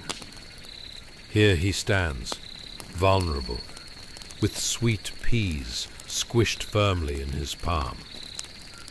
In that garden, filled with moral guidelines more tangled than a cat's cradle, he feels as if he's on the verge of revealing his greatest secret, or perhaps simply admitting he can't remember the last time he truly felt English. Maybe the real challenge isn't about charming Ella Lanena, but about understanding oneself amidst all the absurdity. And with that thought hanging thickly in the air, much like the ambient tension, he realizes that love, or at least Victorian romantic advances, has become the biggest job interview of his life. And after all that, the poor sweet peas might just have to brace themselves for the fallout of this distinctly awkward garden rendezvous. You can't make this up. Well, unless you're a Victorian poet, in which case the tragedy is just another Tuesday. Chapter 13. The Landau and the Apocalyptic Traffic Jam. Hey guys, welcome back to another fascinating and mildly absurd episode of history that might just lull you to sleep, or at least entertain you more than counting sheep. Tonight, we're diving into a moment so scandalous it makes a Monday morning work meeting feel like a rave. The Victorian marriage market, especially when your romantic prospects are more chaotic than a squirrel on espresso. Picture this. You've somehow traded in your cozy apartment for a rented open landau, a carriage that might as well be a mobile fishbowl for all the fresh air it doesn't provide. You're bumping along cobbled streets in 1855 London, feeling like a contestant on a very questionable game show. What kind of man propped up Aunt Caroline in her forbidding hat? Yes, the one that could probably double as a weapon if necessary. Now, just take a deep breath. Can you smell it? That potent blend of horse manure and vendor calls, screaming prices from the depths of chaos. Ah, nothing says romantic outing quite like the concurrent serenade of cabbies yelling at each other, while dodging street vendors hawking everything from questionable meat pies to flowers that probably had just survived their own existential crisis. You try your best to lean back, but the sticky upholstery welcomes you, like an old friend who just won't leave. The sound of wheels tumbling over the cobblestones is reminiscent of a cacophonous percussion ensemble auditioning for the Catastrophe of the Year award. The landau sways left, sways right. Definitely not the romantic carriage ride you envisioned. More like a ride that's convinced it's auditioning for an extreme sports reality show. You glance at Aunt Caroline through the curtains, and oh, that look she's giving you could curdle cream. It's the kind of stare that says, "You better charm that young lady, or risk a fate worse than being forced to embroider a pillow of a cat dressed as Napoleon for the next 5 years." A chilling thought indeed. But let's hit pause there, will we? Now, you might be asking yourself, what exactly qualifies a young woman for marriage in this Victorian marketplace? Is it her ability to weave tales of mysterious intrigue involving her cousin's second husband? Perhaps an impressive aptitude for holding her breath while people critique the size of her dowry? The answer is yes. Yes to all of that, and then some. Because as you ride this increasingly oddly named landau, remember, it's not just about love. It's practically a job interview, where the interviewers are well-meaning relatives, hoping against hope that you don't embarrass them. Yes, their social standing depends on your performance. You better pray you don't accidentally trip over your own historical shoelaces.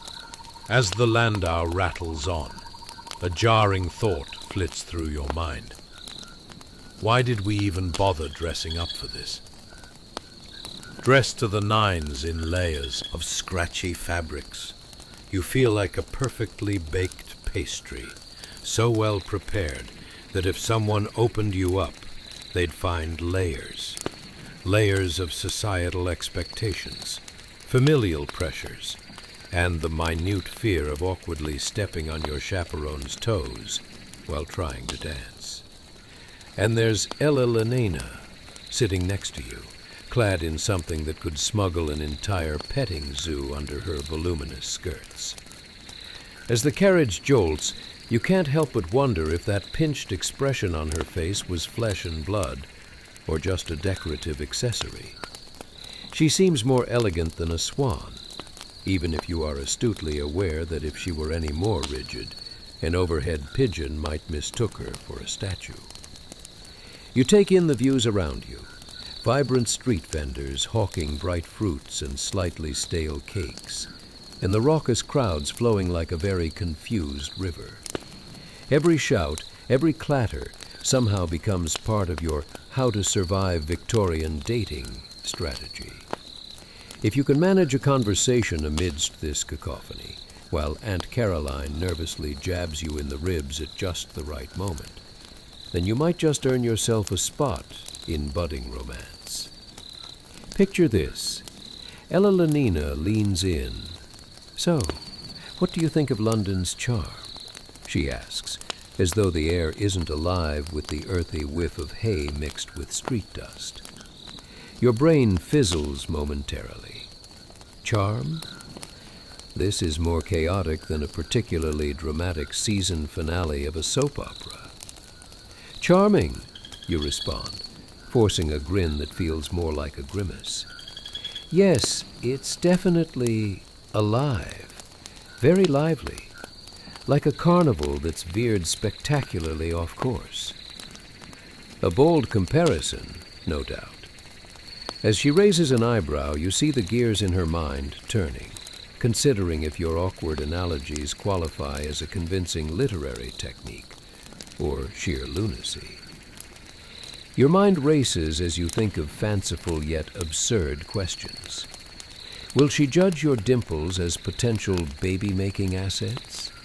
What if Aunt Caroline rates your conversational abilities on a scale from awkward potato to flawless phoenix? And what do you even do if someone asks you about your family's cow? You're visualizing this whole interaction as if you're in some kind of period drama with a comedic twist, a play now unfolding in an absurd, hilarious reality, where expectations are thick enough to spread with a butter knife. And about that landau? Well, at this point it's more of a ride on the carousel of social expectations, one that feels perilously bound for a game of musical chairs with no seats left. So buckle up, dear listener, because this venture into 1855 London is only beginning, and whatever comes next, you can be sure it'll be hilariously dysfunctional, in the best Victorian way.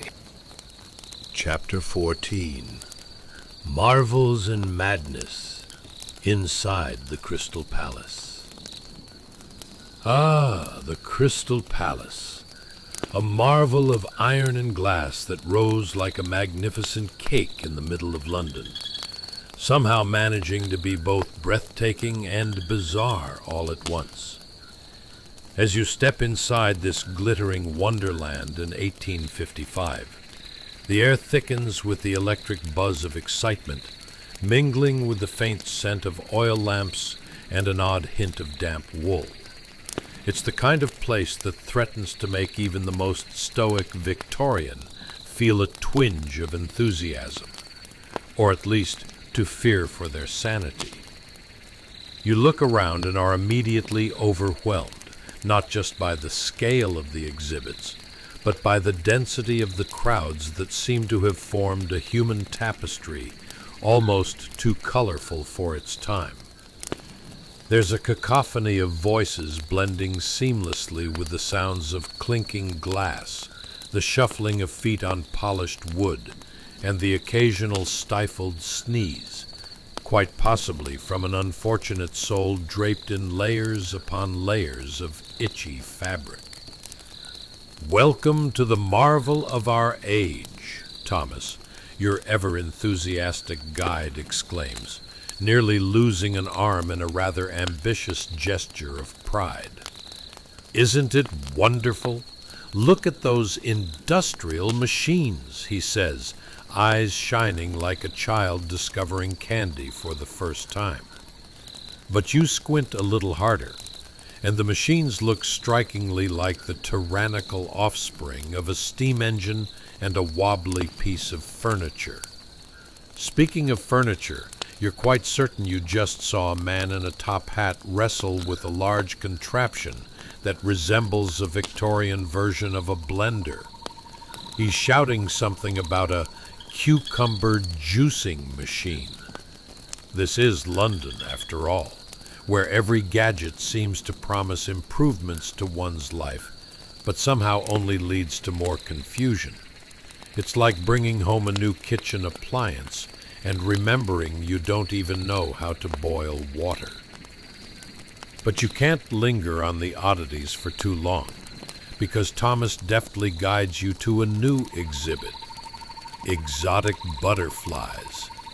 It's pivotal, not just because they flutter like living pieces of art, but also because anyone who has seen a butterfly in real life will agree. It's a catwalk of winged elegance, overshadowing the human chaos with their sheer fabulousness. And over here, we have the Nymphalis antiopa, known colloquially as the morning cloak. Thomas beams, pointing dramatically. You step closer, trying to decipher what could possibly be sad about a butterfly that flaunts such vibrant colors. Perhaps it's mourning the loss of its anonymity. But why, dear butterfly, do you wear such a beautiful coat to evoke sorrow? You ponder. Oh, the irony. Only humans could create a monarch out of a grieving insect.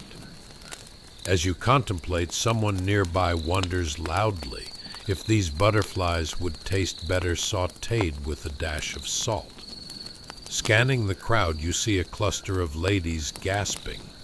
They might be appalled, or perhaps they're merely trying to keep their delicate corsets from bursting due to uncontrollable laughter. You're starting to suspect the blend of Victorian etiquette and genuine bewilderment could make for a fantastic new recipe book. Victorian cuisine, a comic tragedy, perhaps. Speaking of culinary wonders, Thomas interjects, redirecting your attention with the grace of a swan trying to swim in a particularly muddy pond. Let's move on to our newest addition, the industrial machinery. Quite revolutionary. He leads you to a section where giant gears are whirring and hissing. Have you ever seen such wonders? He asks with a seriousness that seems almost comical. You're tempted to shout back, "Yes, Thomas.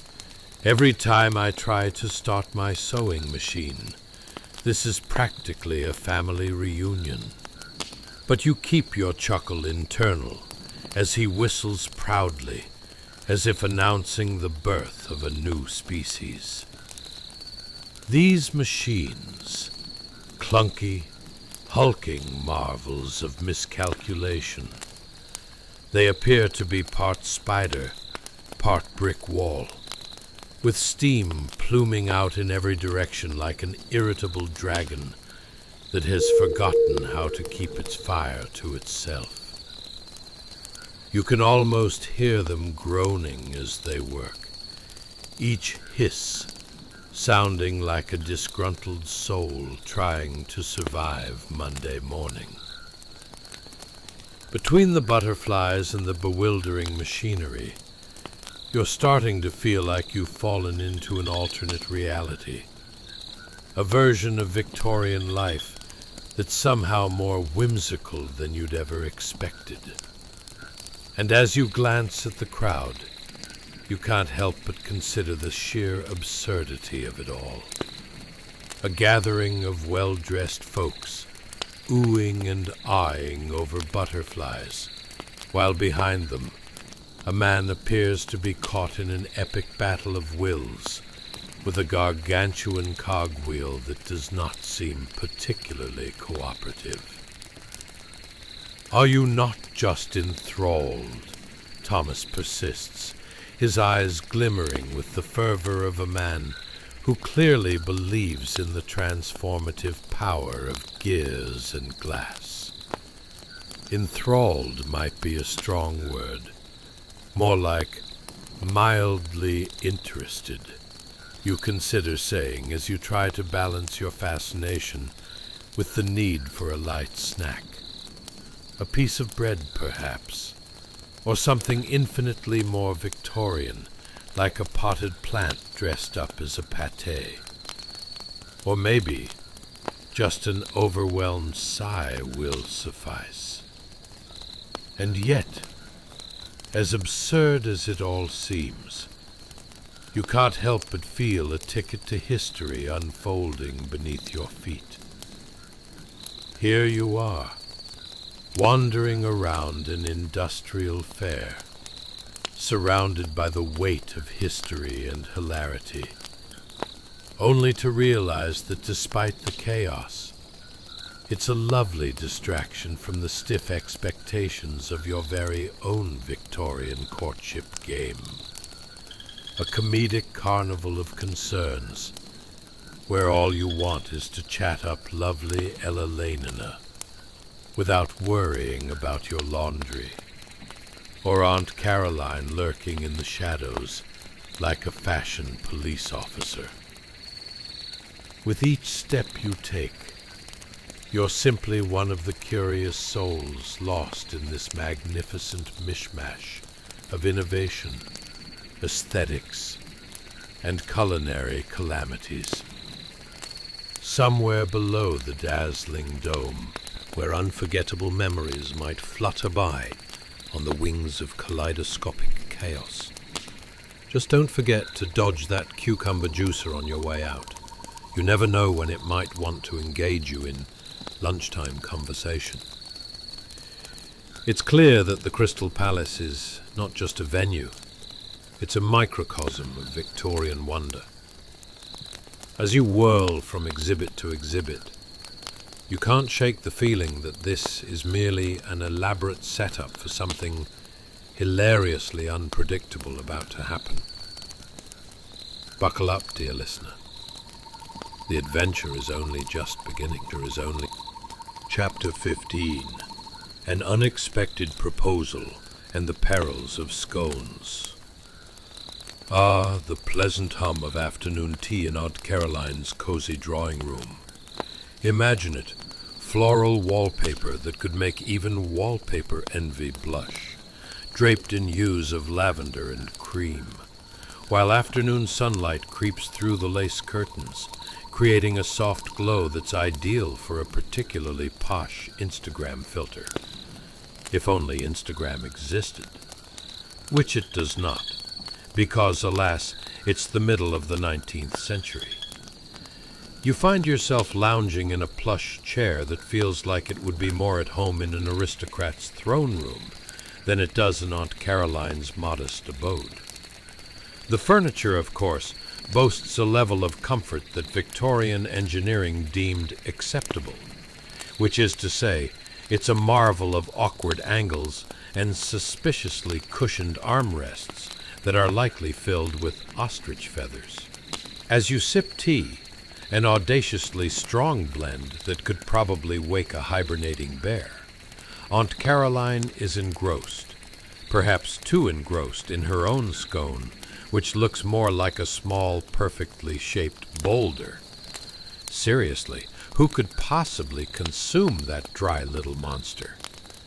But it's the Victorian era, and feats of dietary bravery are required.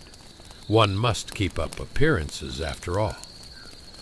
Thomas, who up until now has been practicing his dashing young gentleman who may or may not be in love demeanor, leans closer to you, his voice slightly shaky, as if he's preparing for a tightrope walk across Aunt Caroline's very stern disapproval. In a conspiratorial whisper, he leans in even further. "I've been thinking," he begins, his eyes wide with a curious blend of excitement and trepidation. Now, if you've ever been in a situation where someone hurls themselves into the deep end of pond of awkwardness, your body instinctively recoils, yet you're equally unable to look away from the inevitable splash. You know the gravity of this moment. What could be so gripping that he felt the need to disrupt Aunt Caroline's tea consumption mid-bite? Perhaps we should consider a more serious partnership, he muses, eyebrows arched like the roofs of those charmingly rickety houses you see along the Thames. A marriage proposal of sorts. You choke on your tea. If Victorian heartbreakers had a mascot, it would be Aunt Caroline's scone, drying out any hopes of a light-hearted romance. Speaking of which, does anyone make light scones? Perhaps there's a local bakery that specializes in non-cement-like pastries. But back to the matter at hand. "Marry me?" you manage to stutter out, your voice teetering precariously between disbelief and the laughter that bubbles closer to the surface. Is this a proposal, or just a particularly bold job interview? What qualifications do you bring to the position, Mr. Thomas? He straightens up, trying to muster the confidence of a man addressing a town hall meeting, while secretly wishing he could melt into the wallpaper. "Well, I possess a vast knowledge of steam engines and a daring love for the Oxford English Dictionary." He should really pitch that to prospective brides. Who doesn't want a man who can detail the many uses of thou? Ah, but can you also lasso a scone from halfway across the room while correctly identifying the Romans' greatest efforts in aqueduct construction? You flash him a smirk as Aunt Caroline's eyebrows shoot up so high they nearly take flight. "Or," Thomas interjects gleefully, "I could demonstrate the art of making engaging conversation without resorting to stale platitudes." You chuckle, appreciating his attempt at humor. Perhaps he truly believes reassurance comes in the form of a well-turned phrase. Flirting with potential suitors during a tea break is a fine art. Two people could easily slip into esoteric fun, or, in Thomas's case, straight into the realm of the absurd. But isn't that what a Victorian marriage proposal should be? Thrilling, a bit wild, and ultimately destined to end with a frown from Aunt Caroline, should you both look too intimately at each other like lost puppies. But there's more. There's always more. Aunt Caroline, who has up until now been trapped in her world of scones and Victorian-level primness, finally interjects, her voice crackling with a mix of intrigue and her well-honed sense of propriety. "Thomas, my dear boy, do you have a proposal?" You bite down a laugh. If marriage is anything like a job interview, what's next? Reading the room? Give them your best 3 strengths and weaknesses spiel. "My weakness is chocolate cake, and my strength lies in my ability to avoid sledding down the Thames during the winter." A fine balance indeed. You can almost see the thought process unfolding in her head. "Why, yes, you're perfectly suited for my niece." as if offering someone up for a jolly old game of familial tennis, where one can score points on character references and your shared love of Victorian machinery. And just like that, the mood shifts. The air grows charged with an intellectually obstructed tension, like a grand romantic novel, only with far more absurdity than Mr. Darcy could muster on his best day.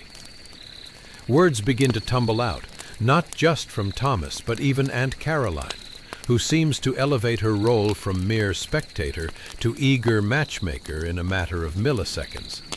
"You simply must consider the benefits of a good alliance, dear," she says, eyes gleaming with the joy of not just watching the world around her, but also claiming potential successes as her own, a serving suggestion for all good matchmaking.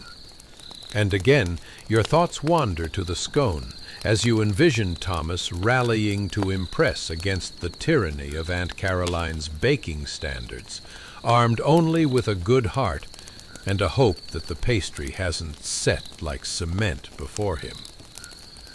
The villains of your afternoon tea don't seem to be the relentless expectations of Victorian unions, nor the bizarre culinary creations that threaten to choke you. It's simply this: a charming gathering turned into a potential catastrophe of formalities.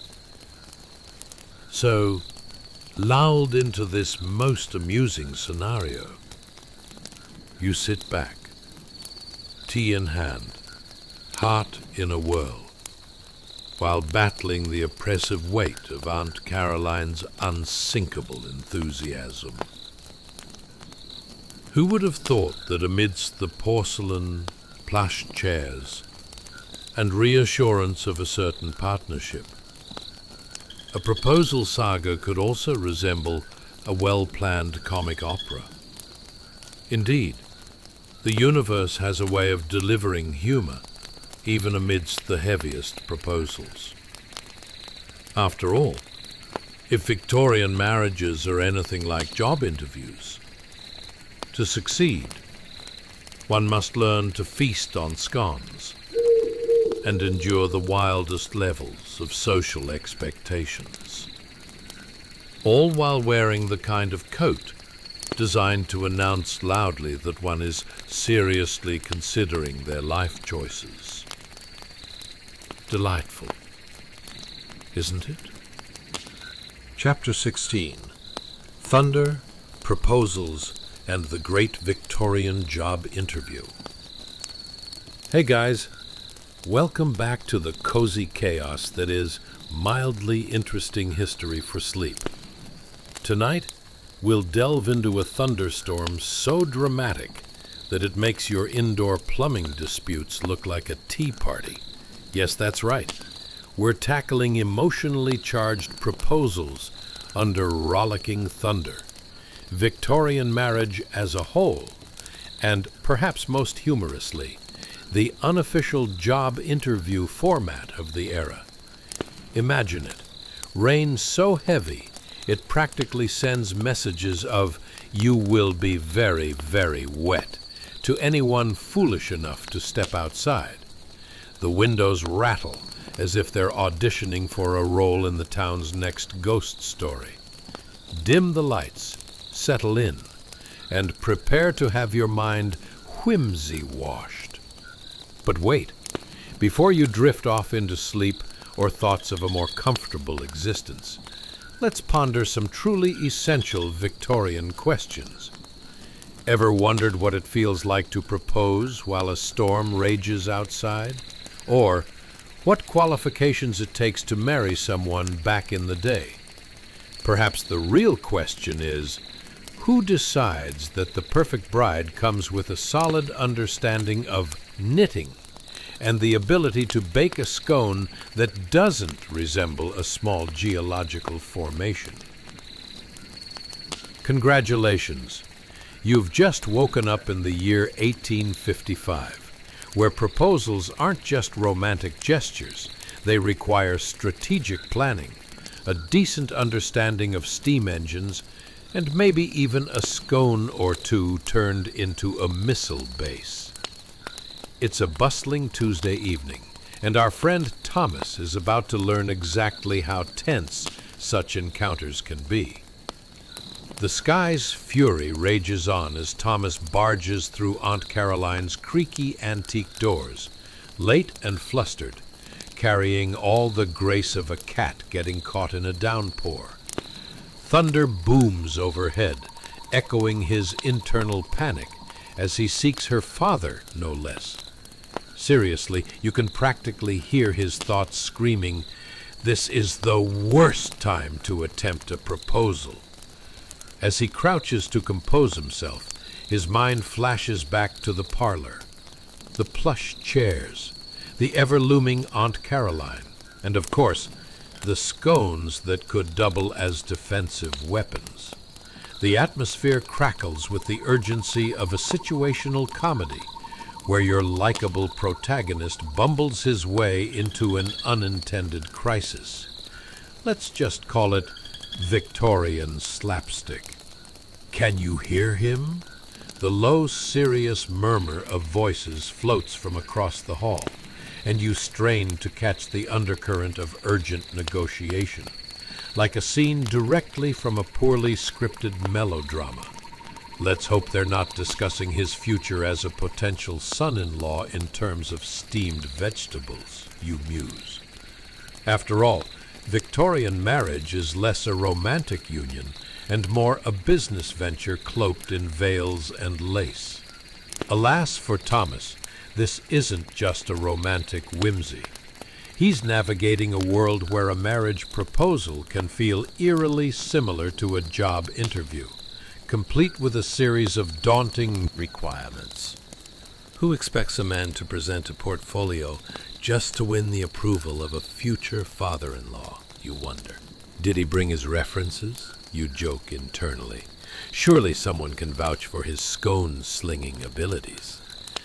As you listen to the murmurs grow fervent and animated, you wonder what it's like for Thomas, to feel the full weight of societal expectations pounding on him like the relentless rain outside. What must it be like to feel like a servant of romance, rather than an enthusiastic participant? And speaking of perils, have you ever tried discussing your intentions around a father who has perfected the art of evaluating suitors like their livestock for the county fair? The sheer absurdity. You can picture Thomas now, standing there with his metaphorical resume in mind, nervously trying to remember if enthusiastic tea drinker counts as a bullet point. But back to the current calamity. The thunderstorm rages on, providing dramatic ambient sound for this unfolding tension. What's the worst that could happen, you ponder? Only your very romantic storm proposal turns into an epic downpour of chaotic and poorly timed humor. It's almost poetic, really. A tempest conjured by a man contemplating love and the favor of a grumpy patriarch. Just outside the door, Aunt Caroline's voice breaks through the storm's howl as she gracefully attempts to mediate. "But dear Thomas," she chirps, "what exactly do you propose in this career shift, from ardent suitor to family member?" In that moment, you stifle a laugh, picturing poor Thomas delivering a PowerPoint presentation in a language that sounds suspiciously like 19th century engagement management. It's as if he's about to pitch his life plan, involving both wedlock and smocked clothes in one charming swoop. As the night deepens and the rain intensifies, the clouds roll on, reminding you that sometimes life's storms yield the most ridiculous, often messy, yet endearing moments. Suddenly, the tension of wedding proposals takes on a new light.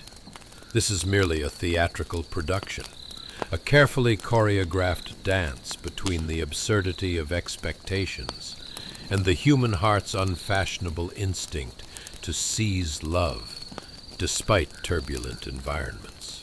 So if you think your modern-day endeavors are fraught with pressure and absurdity, Just remember our friend Thomas, who stands soaked in all manners of emotional squall, desperately trying to figure out how to charm both father and potential bride under the weight of familial expectations, and a rapidly approaching thunderstorm, rain-soaked romance, job interviews gone wild. Whatever the case may be, one thing's for sure. It's all part of the Victorian love story, where stakes are high, confusion is abundant, and the only certainty is Aunt Caroline's scone validation committee awaiting you all behind the parlor door. And with that, we find ourselves surrendering to the storm, watching as life's comedy unfolds, one "will you marry me" at a time. Remember, if you ever encounter a thunderstorm, just picture Thomas and know he figured out how to head into the fray, armed with nothing but a hopeful heart and Aunt Caroline's lingering scone aroma, something no amount of rain can wash away, Chapter 17. The Great Victorian Proposal Pitfall.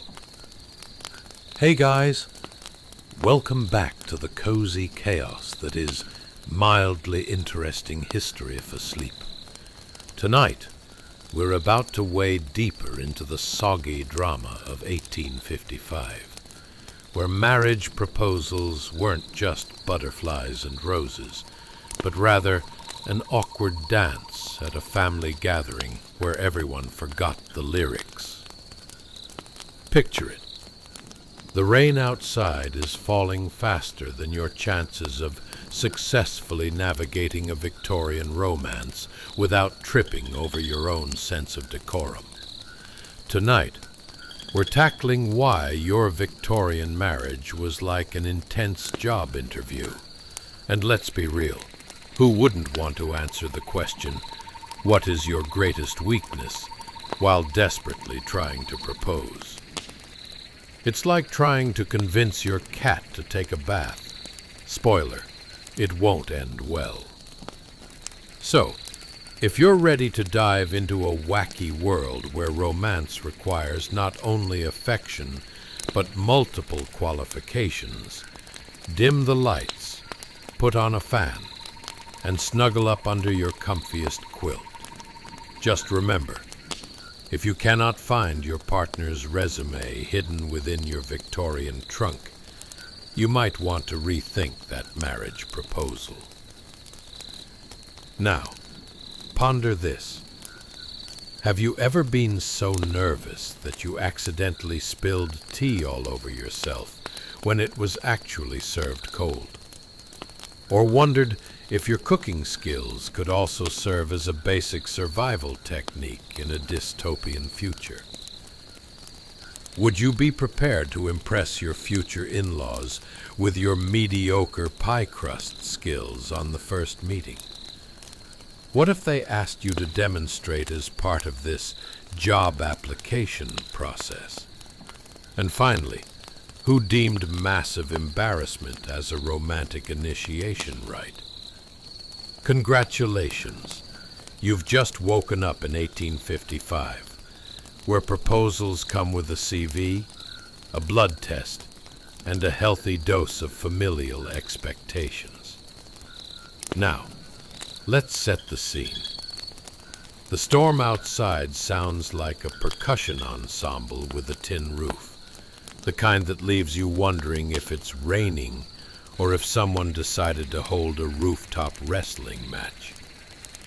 In the sitting room of the Dobbins estate, your friend Thomas is standing awkwardly in front of a fireplace, adorned with all manners of knickknacks that surely have backstories more dramatic than any Victorian romance novel.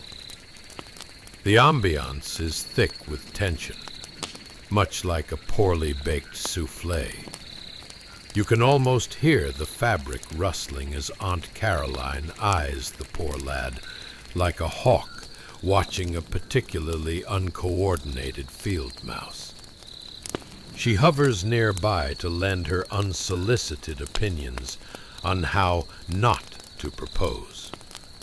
Honestly, you half expect the poor chap to be evaluated on his ability to draw a 5-point plan for their life together while juggling scones. Just then, the door creaks open, interrupting all laughter and dreams of a romantic evening.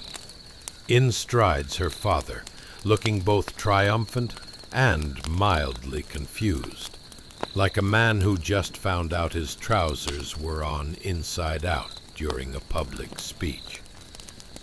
"Thomas," he announces with the enthusiasm of a courtroom judge, "it seems young Edward has already granted you permission to pay your addresses to my daughter." The embroidery hoop slips from her fingers, clattering to the floor like a failed rebellion against the strictness of her societal role. The sound echoes in the stunned silence, more jarring than Aunt Caroline's opinions on the perfect avocado toast recipe. Because remember, this is Victorian England, and avocado toast hasn't even made it to the table yet. As thunder crashes for dramatic effect, how convenient, Thomas struggles to recall the 5 essential points he prepared for this momentous occasion. Clutching an imaginary resume, he feels the weight of expectations pressing down like an overly firm grandmother. Did he mention his ability to make jam? Surely it's a solid pro for winning over a prospective family. Better than a resume boasting only skills like good with goats and particularly devoted to tea. Sending furtive glances at the nearby scones, which, let's be honest, look suspiciously like 5-day-old geological samples, Thomas pulls himself together. How is he supposed to compete with Edward's family legacy? Does he need to prove that he could hunt with just a fork and a spoon, all while philosophizing about the nuances of the agricultural revolution? "Ah, your proposal," Aunt Caroline interjects. "Do share, dear Thomas. It might be a jolly good highlight for my simple embroidery project. Because, of course, nothing screams romance like turning your grand declarations of love into a quaint pillow cover." Engulfed in the utterly absurd nature of this moment, you might chuckle as thoughts of, "Why am I even trying?" reverberate across the room. Poor Thomas stands, drenched in rain and nerves, ready to deliver an emotional performance worthy of a stage. But rest assured, dear listener, if you've ever tried to woo someone while drenched from the rain, and multitasking your personal reputation, then you know everything will unfold swiftly, albeit clumsily. Thomas takes a deep breath and begins. "Dearest Ethel, in this momentous hour," and then, "Oh look, everyone! A lightning bolt just struck outside." Because who wouldn't appreciate a good bit of drama during a marriage proposal? And as Ethel stares, mouth agape, Thomas realizes choice of venue is a section that should probably be added to any self-respecting Victorian proposal transcript. As the night carries on, adventures linger over teaspoons and failed attempts, and somewhere, buried beneath the churning emotions and societal pressures, romance finds an amusing face. So, If you think your current relationship expectations are high or absurd, take a moment to appreciate Thomas, who stands heroically beneath thunder's bravado, juggling familial disapproval, rain-soaked socks, and Aunt Caroline's embroidery critique all at once. And maybe, just maybe, it's worth noting that whether you're navigating Victorian marriage proposals or your next big date night, sometimes embracing the chaos can lead to the most memorable moments. So remember, find your own rhythm amidst the storm, because the scones can always be baked again, and love and laughter typically find a way to bloom, even under the soggiest circumstances. Chapter 18. The Velvet Box Dilemma. So here we are, gathered around the fireplace, and you're watching as Thomas prepares to do the unthinkable. A public marriage proposal in the year 1855, surrounded by family and a fresh batch of existential dread. Can you smell the combination of burnt wood and way too much anxiety? It's almost like the air is thick enough to slice with a butter knife. Thomas, whom we shall now call the brave and perhaps a bit foolish Knight of the Heart, is dressed in his finest black coat, an ensemble more suitable for a funeral than a joyous occasion. But let's face it, asking for someone's hand in marriage felt like a slow march to the gallows back then, especially when Aunt Caroline was on the prowl. Here he is, sliding down to one knee right beside the settee.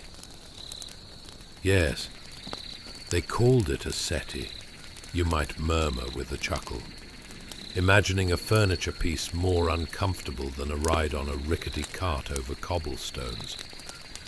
Inside the settee's deep, gloomy cavity, because who wouldn't want to propose amid the echoes of lost discussions about whether Victorian bathwater could also double as a fine soup?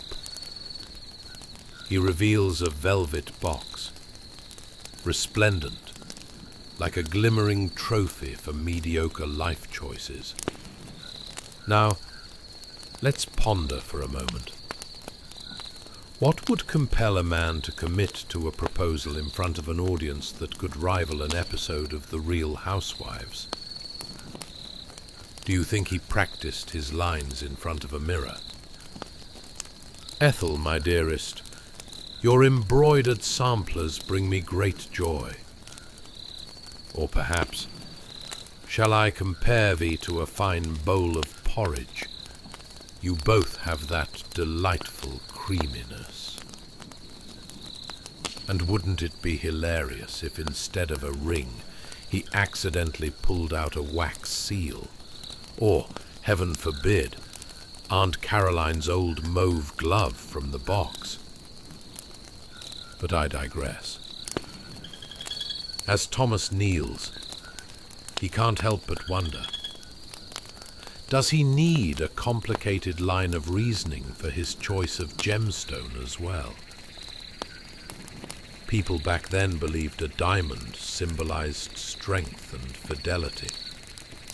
But honestly, a hefty rock was just declarative proof of how many livestock units you could trade.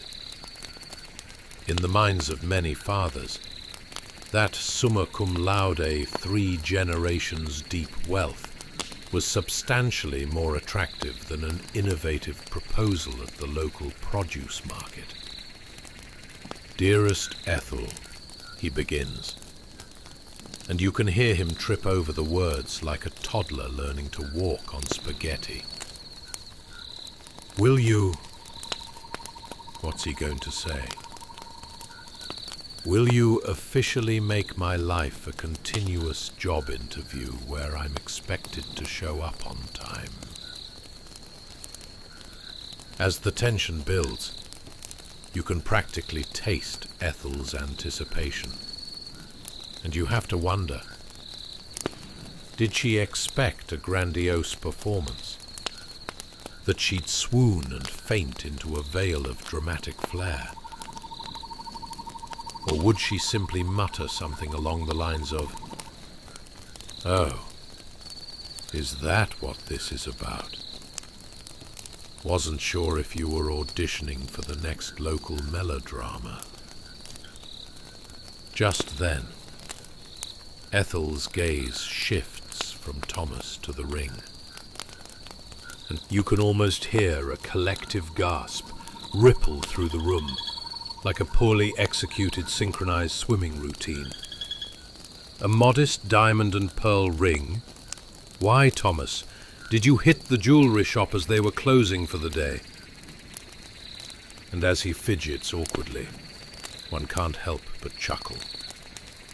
The simple act of offering a ring becomes as nerve-wracking as attempting to assemble a piece of IKEA furniture without an instruction manual. You know, sometimes you just toss the pieces together and hope for the best. Meanwhile, Aunt Caroline assesses the scene with the analytical precision of a catapult strategist, her eyes darting between the poor lad and the velvet box. She's probably cataloguing all the ways this proposal could go horribly wrong. Will he accidentally drop the ring? Will he confuse Ethel's name with that of the cow he used to own?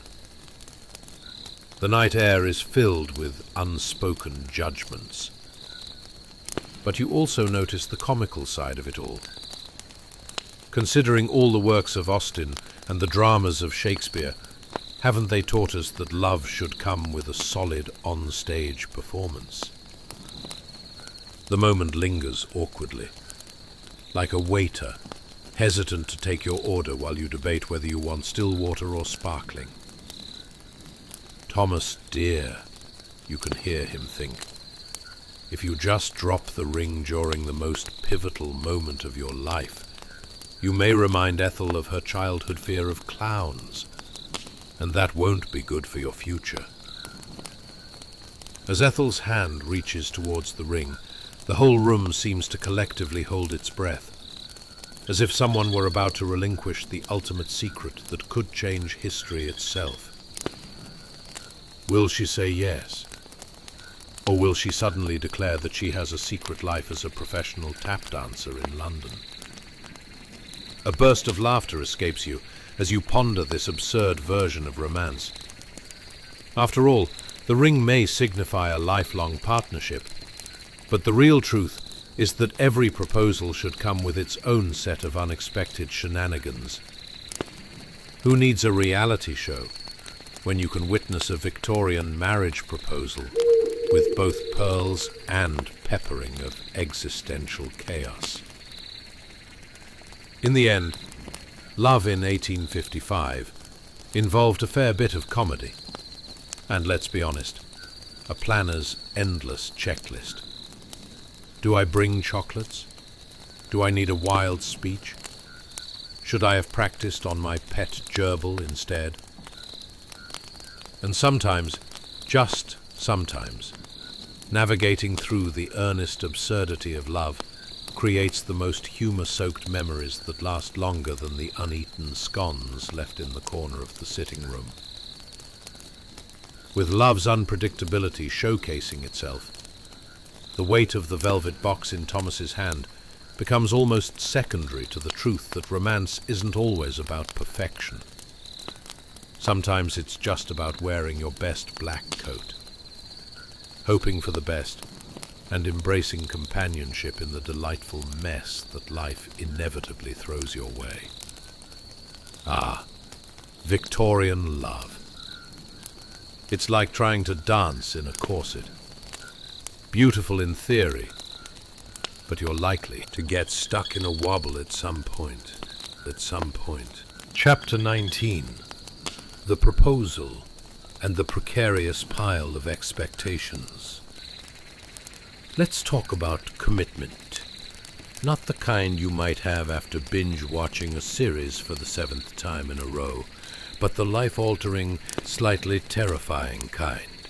Like asking someone to marry you in front of your family, friends, and that scary aunt who always looks like she's just been stung by a bee. Ah yes, marriage in 1855. It wasn't just a bond. It was more like signing a mortgage that required you to list out every dream, ambition, and valid reason for existence you'd ever had. And yet, here stands our brave knight, Thomas, preparing for the biggest job interview of his life. Now, as he takes Ethel's left hand, his fingers inadvertently warm against her slightly clammy skin, there's a moment of deep silence. Not the cozy silence you'd enjoy while curled up with a good book, but more like the everyone is holding their breath because Aunt Caroline might interject with scintillating thoughts on the benefits of boiled cabbage kind of silence. The world has narrowed to a singular focus on that ring, glinting like a lighthouse in fog, bright, alluring, and possibly leading someone to peril. As the ring slides into position on her 4th finger, the crowd exudes collective confusion, mostly at the sight of Thomas's audacity. Does he really think this is a valid reason to celebrate? They may as well have asked him to start tap dancing on the dining table. Marriage back then was a multifaceted riddle wrapped in societal expectations and sprinkled with a dash of economic strategy. You weren't marrying for love, my dear listener. You were practically signing a corporate merger. So you might wonder, what were the qualifications for a Victorian lady or gentleman? Did they have to submit resumes adorned with flourishes, or perhaps a skill set highlighting the ability to maintain a well-organized tea schedule? Proficient in knitting, expert at avoiding eye contact, and skilled in dodging Aunt Caroline's unsolicited opinions on childbirth. Truly, it was a time where a man had to sell himself like a dubious piece of goods at the local market. Meanwhile, you might consider Ethel's position here. Am I supposed to say yes because I like the color of this ring, or because the entire universe is urging me to comply like a computer glitch? It was almost a deal brokered in whispers, wouldn't you say? Could she politely decline? Oh, dear Thomas, I appreciate your kind offer. However, I'm currently busy planning my dream career as a professional hat maker. Thank you very much. In truth, Thomas's hand is shaking, not out of nerves, but because he accidentally drank Aunt Caroline's special herbal tea earlier, which, let's just say, was an experience he won't soon forget. Somewhere in the back of his mind, amidst the swirling thoughts of future responsibilities, he's concocting an elaborate exit strategy. Imagining various scenarios where he could simply, lose consciousness and wake up somewhere in the roaring 20s. Spoiler, this won't happen. Yet, as the crowd waits, the scene unfolds like an expertly choreographed dance, albeit with some questionable two-left-feet moves. Aunt Caroline, her spectacles perched precariously on the tip of her nose, monitors this tender moment like a hawk eyeing a particularly clueless rabbit. You can almost hear her mental checklist. Is she smiling? Did he remember to compliment her stitching skills from last summer's embroidery club? Did his proposal include a job description and benefits? Now let's shift focus to that ring. Ah, the ring. An object representing endless devotion and countless expectations. Back in those innocent Victorian days, the shiny diamond encapsulated the idea of fidelity and strength. Or so they thought. If you ask us today, we might have preferred something a tad more practical, like a perfectly calibrated sundial, or a nice set of walking sticks. Will You Be Mine is filled with so much drama, it could rival a Shakespearean tragedy. Ethel's statement, "Oh, a diamond and pearl ring," catches everyone off guard. It's almost as if she's just revealed that the local laundry also doubles as a time portal. How did you even procure this? Did you prize it from one of the haughty socialites on the corner of Abbey Road? It's easy to picture her looking both amused and bemused, engaging the crowd in a silent battle of wits. You can hear the communal gasp rise around the room. Not the shock at the proposal itself, but rather the sheer realization of the unspoken transactional nature of this situation. The wedding ring was the real-world equivalent of dog food, promising a long-term commitment, with the nagging feeling that for a few moments it would smell ever so slightly fishy. You marvel at the faces in the crowd. There stands old Mr. Thompson, who often declares himself a philosophical expert on why scones always crumble on impact. And lurking in the back, with her arms crossed just enough to be intimidating, is Aunt Caroline, ready to dive into a monologue about the merits of matrimonial harmony being akin to good soup, brewing just right, creamy yet delicate, and keenly aware of the hot gossip simmering on the stovetop. So as Ethel's fingers brush the ring, she's hit by a wave of potential realization. Will this be a lifetime of glorious union, or merely a continuous job interview, where every day requires you to present greater hospitality than a five-star hotel?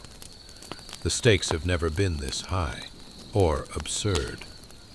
In this charming yet chaotic world of Victorian matrimony, the seriousness mingles beautifully with the absurdity of expectations. After all, isn't love somewhat similar to trying to bake bread from a medieval cookbook while managing a herd of genetically questionable geese?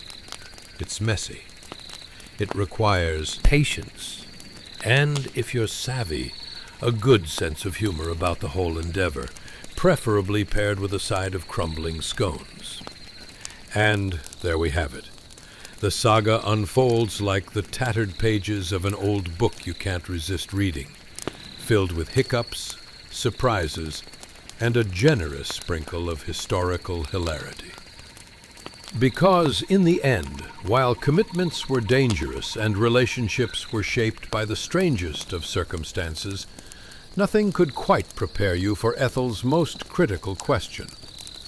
If I say yes, will you promise not to eat the last biscuit in a fit of passionate emotion? Ah, yes, love's endless complexities, wrapped snugly in a diamond ring and a questionable marriage proposal. Life in the Victorian era might appear romantic, but remember, behind every flushed cheek and awkward giggle, there's a world of tangled expectations just waiting for the perfect opportunity to trip you up. So, will they strut down the aisle toward the sunny shores of marital bliss? Or will they be swept into a tide of societal repercussions and second-guessing their life choices? One can only hope it all heats up as interestingly as a pot of boiling cabbage. Chapter 20. The first uneventful, unsupervised stroll. Let's talk about unsupervised walks. Not the kind where you meander through a shopping mall, while contemplating whether those shoes truly resemble a medieval torture device. but rather the far more perplexing and socially important kind from the Victorian era, where even a simple stroll felt like a significant diplomatic meeting. Picture it, 1855, where you've just graduated from the engagement phase, and now it's finally time for that glorious moment every Victorian couple has been waiting for, yet dreading. The first unchaperoned walk. It's as if you've just won the lottery, except nobody wants to talk about it, and everyone in your family is anxiously peering out their curtains like they expect a troop of marching llamas to parade past. You step outside with Ethel, the very same Ethel who until recent hours was merely a person with a nice laugh and an almost comforting aura of chaos about her. Now she's the tangible embodiment of every societal expectation, tied up in a ring of questionable heft and adornment. The garden you wander through is bursting with blooms so vibrant they could practically have their own Instagram accounts. It smells like a fragrant blend of roses and mystery, like an accidental perfume that either makes one swoon or triggers a neighborhood sneeze fest. The air is rich with the scent of freshly cut grass, and you can almost hear the faint echoes of nature's wildlife lamenting the absurdity of human interaction. "Can you believe we're out here alone?" you say, your voice a mix of triumph and terror, as if you've just been presented with a surprise gift of a pet spider.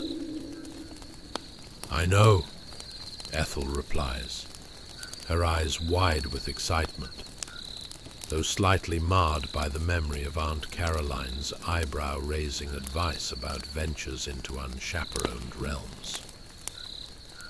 It feels exhilarating, doesn't it? Almost like we're bona fide rebels with dark and mysterious pasts. Her words dance around you, swirling in the air like cherry blossoms caught in a rogue breeze. What unspeakable freedom is this?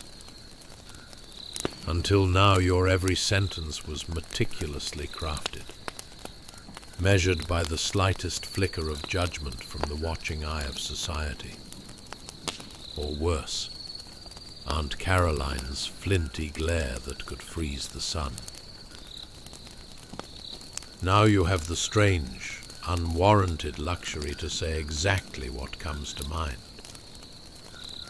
which could be a delight or an utter disaster, depending on how well you handle awkward social situations.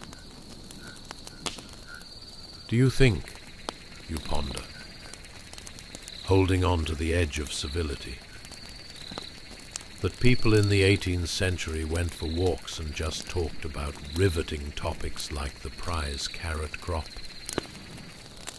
Or were they harboring deep secrets, like a distant relation was actually some sort of foreign diplomat?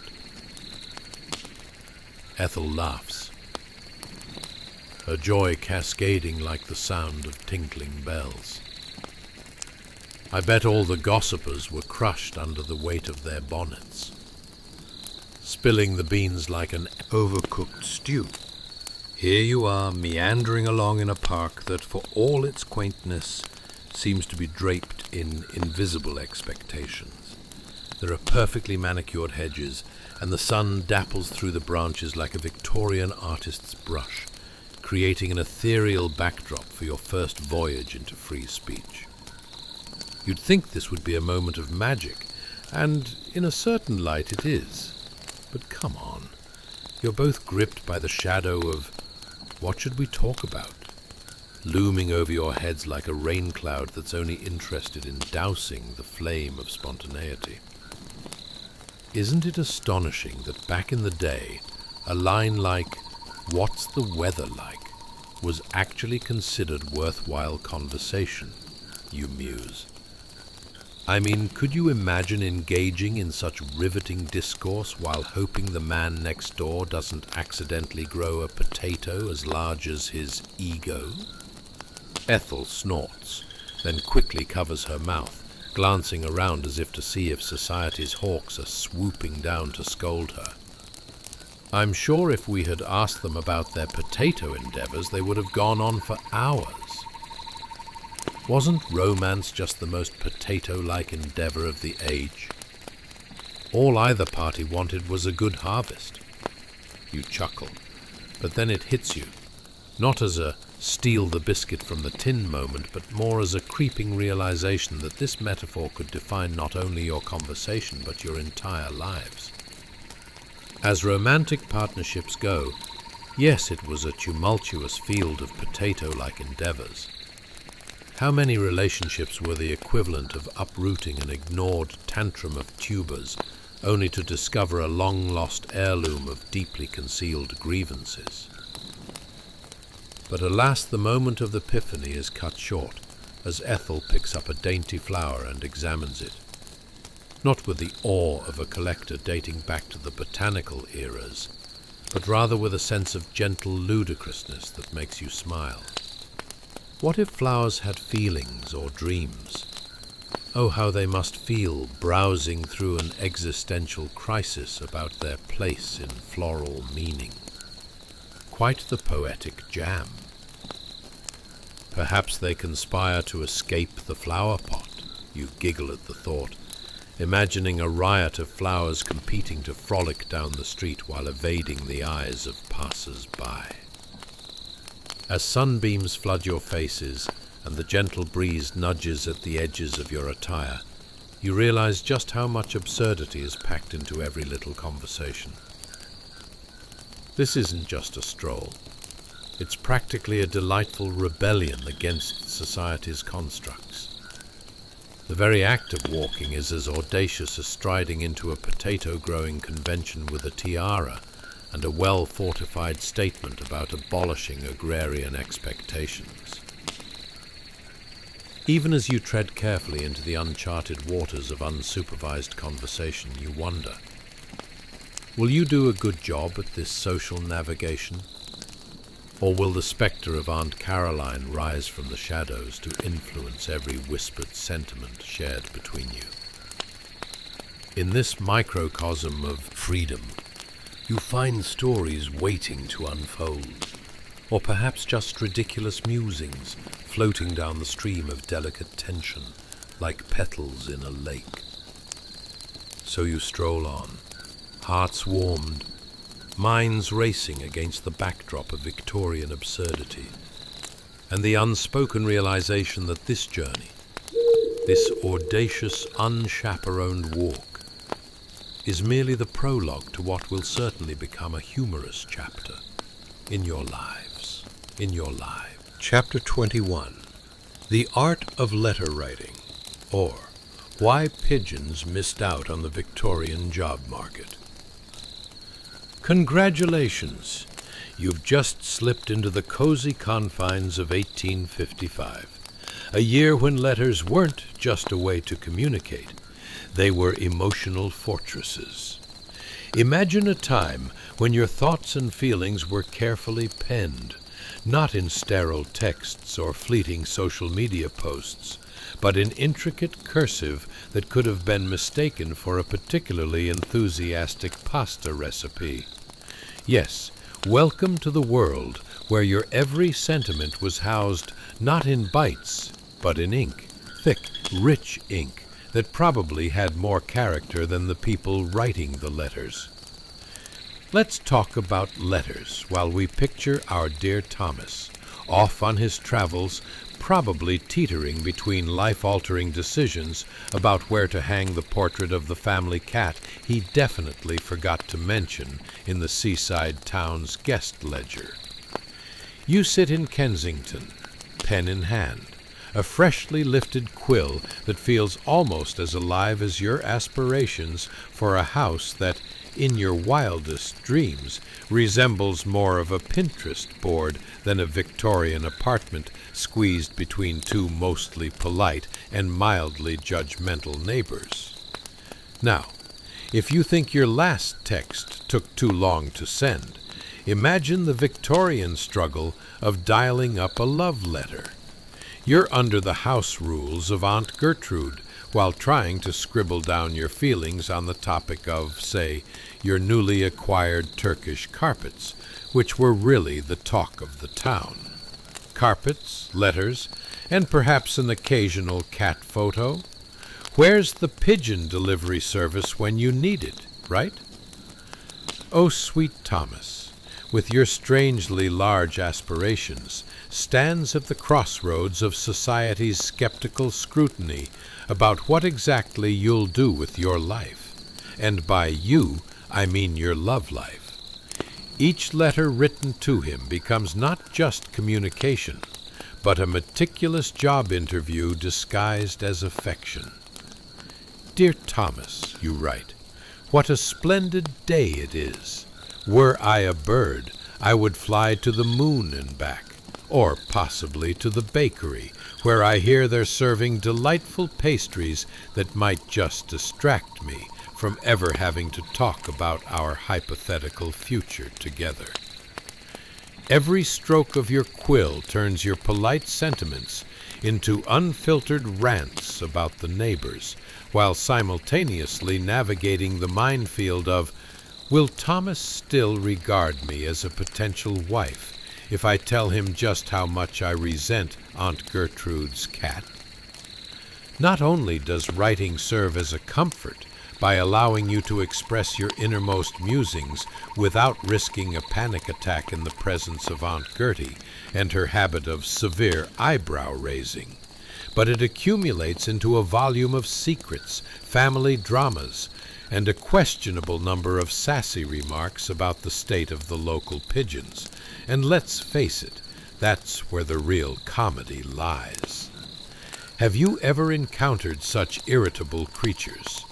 They strutted like they owned the place, but you figured were the original keepers of the Victorian job market. The ink flows freely on the page, like an essential elixir of hope and absurdity. Dearest Thomas, the letter continues, as I sit doting on our aspiring home, I can't help but muse about the ideal color for our parlor. Should we select a tone reminiscent of ducks lounging in the pond, or something regal, like toast dipped in the finest honey? Perhaps I could write a letter describing the color scheme of our imaginary abode, sending it off by pigeon, and it might arrive at your doorstep with its own aspirations of being a housewarming gift. You chuckle at the absurdity of pigeon drafts gathering more social capital than any of your proposals ever could. In this undulating sea of societal expectations, your letters become time capsules of every unguarded moment, a veritable revelation of hopes tangled with elaborate disasters waiting to unfold. The perfect recipe for a comedy of errors.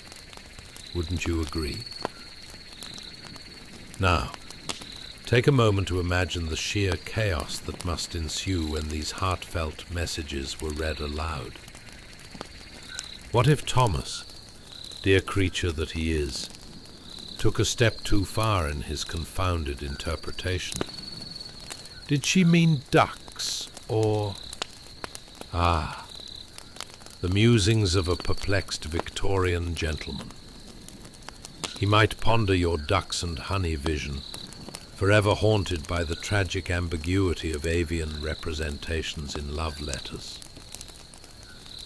Letter writing is more than just strings of eloquence.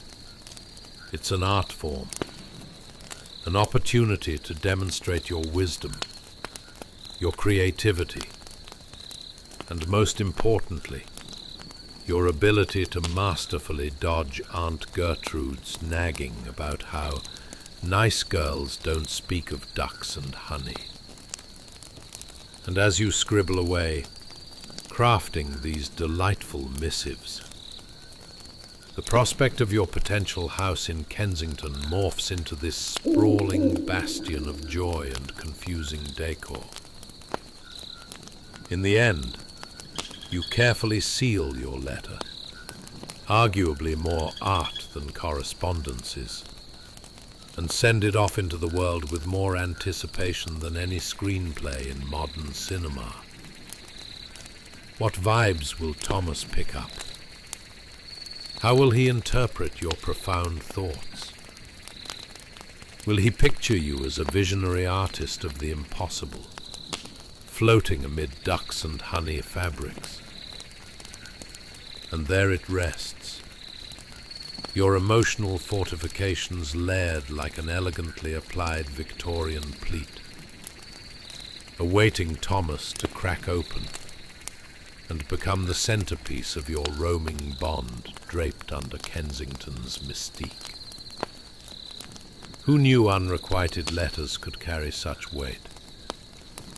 Meanwhile, you merely hoped that he wouldn't mention too many thoughts about your living room arrangement when you finally chose some fabrics. And hopefully, mundane discussions about evening pigeons could come to a halt. It's darkly entertaining, isn't it? So, as you drift off towards sleep, remember, your great Victorian romance was less about the chase and more about crafting delightful letters filled with the weight of absurdity, awaiting the inevitable quizzical replies of a man, wrestling with the expectations of the age, Chapter 22. A lock of hair, or why your wedding could double as a horse auction. Hey guys, welcome back to the cozy pastel realm of the Victorian era, where your biggest concern isn't just finding a cute pair of shoes, but also ensuring your marriage proposal doesn't feel like you just wandered into a job interview, complete with a panel of stern-faced relatives, awkward small talk, and perhaps an impromptu quiz on how to properly fold a napkin while staring at an unappetizing plate of boiled cabbage. Tonight, we're diving into something softer than Aunt Gertrude's outdated opinions, the sentimental, slightly bizarre tradition of cutting hair as tokens of affection in the run-up to matrimony. But before we tumble down this fascinating rabbit hole, let me ask you a couple of seriously pressing questions. Ever wondered what it feels like to have a lock of your hair cut off by your friend while she giggles maniacally, envisioning it as the highlight of your love life? Or what if, instead of exchanging heartfelt letters, you were relying solely on greasy fingerprints and hastily drawn caricatures to impress your beloved? Move over, Instagram.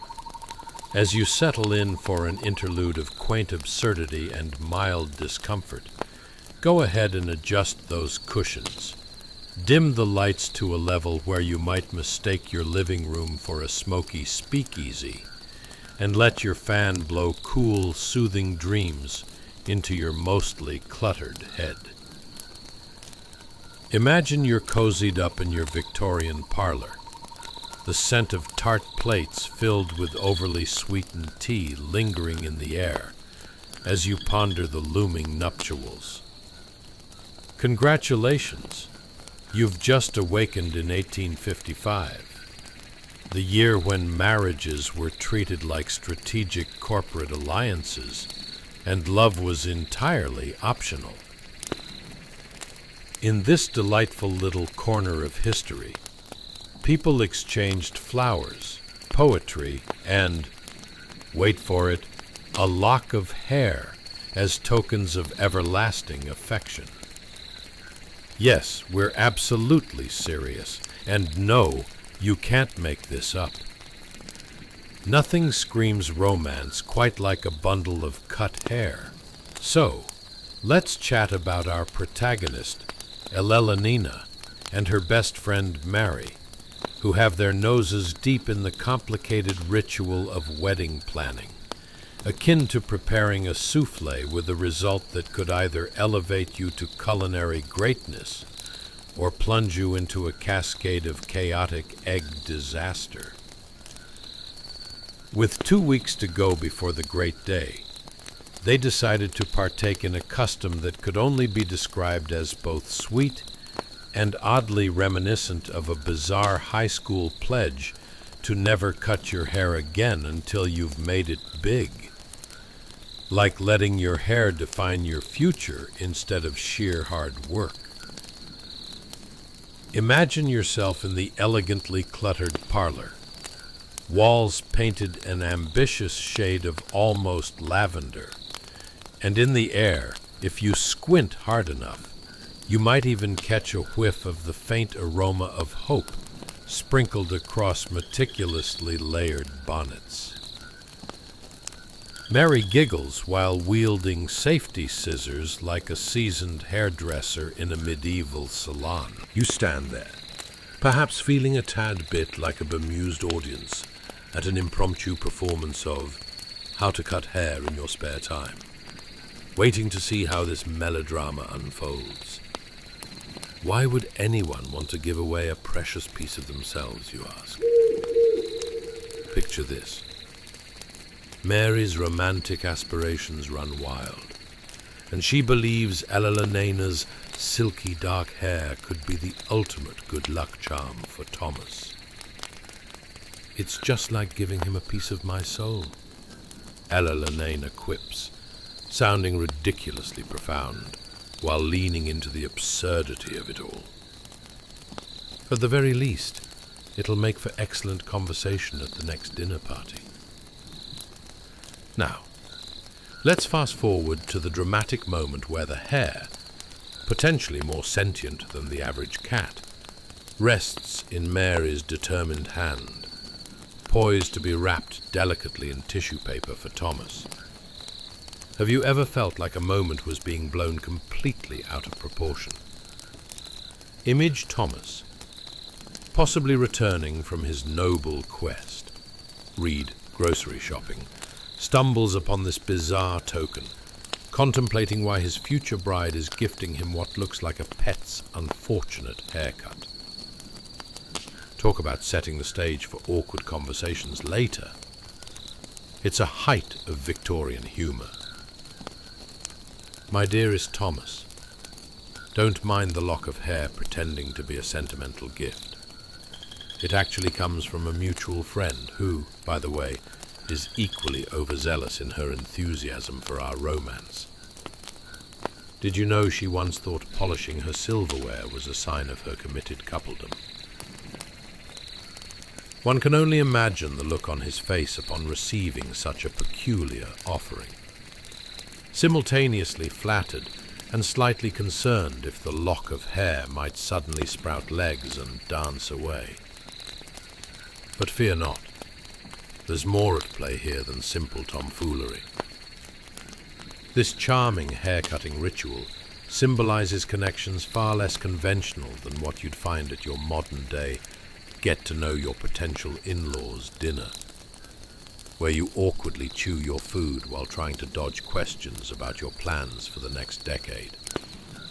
Instead, this peculiar yet heartwarming token becomes part of their joint story. The hair.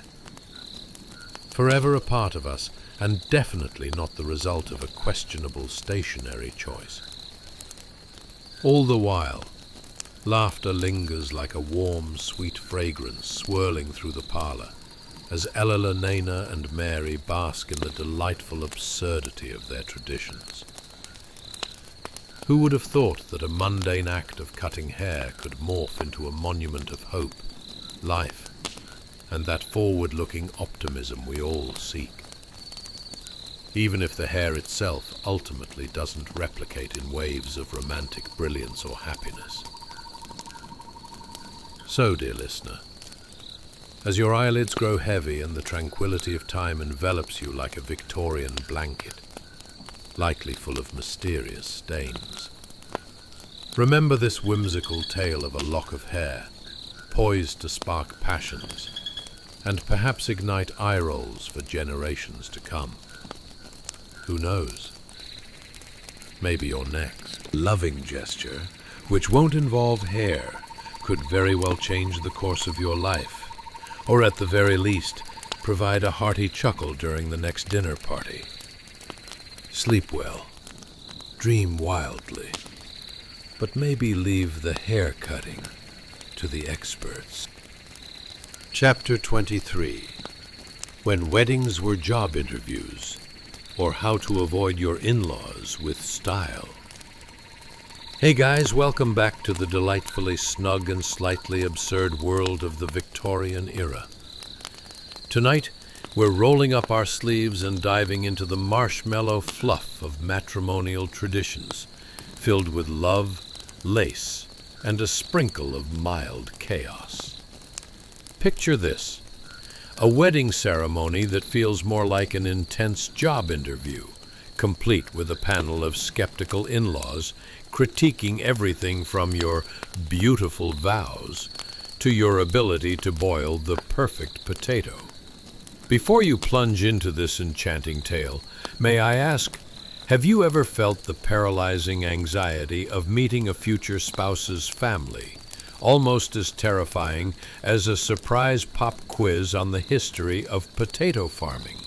Or perhaps you've wished everyone would just chill out about your life choices, while you'd rather be binge-watching that monumental show everyone's raving about. Imagine your in-laws glaring at you, as if you're auditioning for the world's worst reality show. Who will marry my child? So as you adjust your pillows, yes, just that one more wrinkle, and crank up the ceiling fan like it's about to launch you into the heavens, let's set the stage for our whimsical journey. You'll be observing the grandest of ceremonies, steeped in socially awkward exchanges, framed beautifully by supercalifragilistic embroidery. Congratulations, you've just woken up in 1855, the glorious age where marriages were akin to corporate mergers, and love was that pesky detail you could safely ignore. Just imagine, your nuptial adventure begins with you dressed to the nines in layers of puffy silk and intricate lace, while you struck down an aisle mosaic of breathtaking expectations, yours and everyone else's. You can probably hear the faint hustle and bustle of flustered ladies discussing lace patterns, and the odd sound of a hidden fart from Uncle Eugene. Let's paint a picture, shall we? You're undoubtedly feeling like royalty as you walk down the aisle, confident that the yes on the other end will come with a bouquet of wildflowers and a lifetime of bliss. Yet there's Uncle Vernon, also known as the human lie detector, who's sizing you up like you're a piece of antique furniture. Will you hold up under pressure, or will the force of the family tradition buckle you? Ah yes, there's Thomas, your soon-to-be beloved, beaming as though he'd just discovered chocolate amidst a ban on treats. But wait, what's that ominous sound?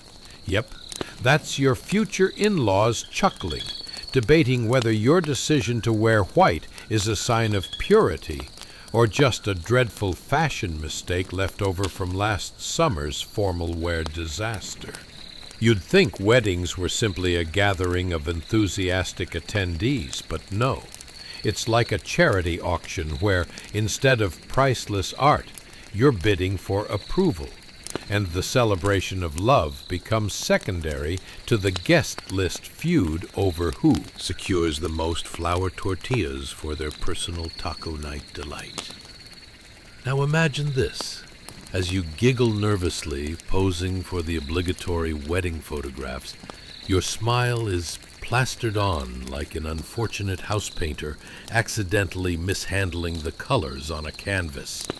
The truth is, you're secretly praying that your one aunt, the one who insists on critiquing every wedding on television, doesn't go all merger analyst on your partnership evaluation. Fascinating union. But tell us, Thomas, are you aware that the average couple doesn't even know how to fold fitted sheets? She might ask, eyeing you both with the careful scrutiny of an HR director's inquiry into job references. You're left hoping your beloved doesn't get flustered, clutching the ring from a particularly ashy cousin as he attempts to cover up his shifty eye movements. And let's not forget about the wedding vows.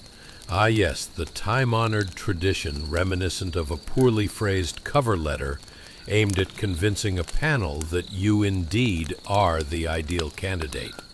I promise to love you, cook for you, and take care of you, as long as you never leave your socks on the floor. Also, please don't fold laundry like you're wrestling with a bear. Can you feel the tension rising like a souffle?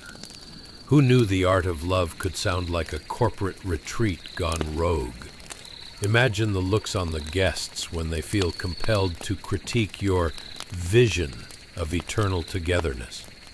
Aunt Marjorie is sitting there, judging your sweet nothings as though they were the latest stock reports, in disbelief that someone could possibly appreciate ad-libbed vows about ninjas and the trials of laundry. And yet somehow, amidst the chaotic whirlwind of expectations, laughter slips between the cracks like sunlight through dusty old shutters. As you gaze into Thomas's warm smile, devoid of parlor decorum, your heart races, realizing that behind the veil of absurdity, this joyous chaos is genuinely yours. So, dear listener, as you nestle into a world where love and family expectations collide with all the finesse of a pie in the face, remember this delightful tale of nuptial anxiety and family shenanigans. Who knew that a wedding could be both the ultimate goal and the ultimate social obstacle course? Drift away and dream sweetly, knowing you may not have to worry about Uncle Vernon's harsh critiques in your next adventure. Just remember, every stitch of lace is worth a laugh, and every awkward silence can be wrapped with personal charm. No fires necessary. Sleep well. Chapter 24. The Peculiar Kiss of Mr. and Mrs. Weatherby. Ah, the moment has arrived. The wedding kiss, brief and chaste, like a polite nod from a distant relative you didn't even know you had. You stand there as a newly minted Mr. and Mrs. Thomas Weatherby, feeling the gentle pressure of his lips, a promise of intimacy lurking just beneath the surface, as though it were hiding from your nosy in-laws, perhaps behind a decorative fern. It's 1855, and you're still blissfully unaware that matrimony in this era is akin to signing a lifetime contract with the world's most complex vending machine. Now, this kiss could hardly be described as steamy, more like lukewarm tea on a chilly Tuesday afternoon, the kind that leaves you wondering if perhaps you should have just opted for the scone instead.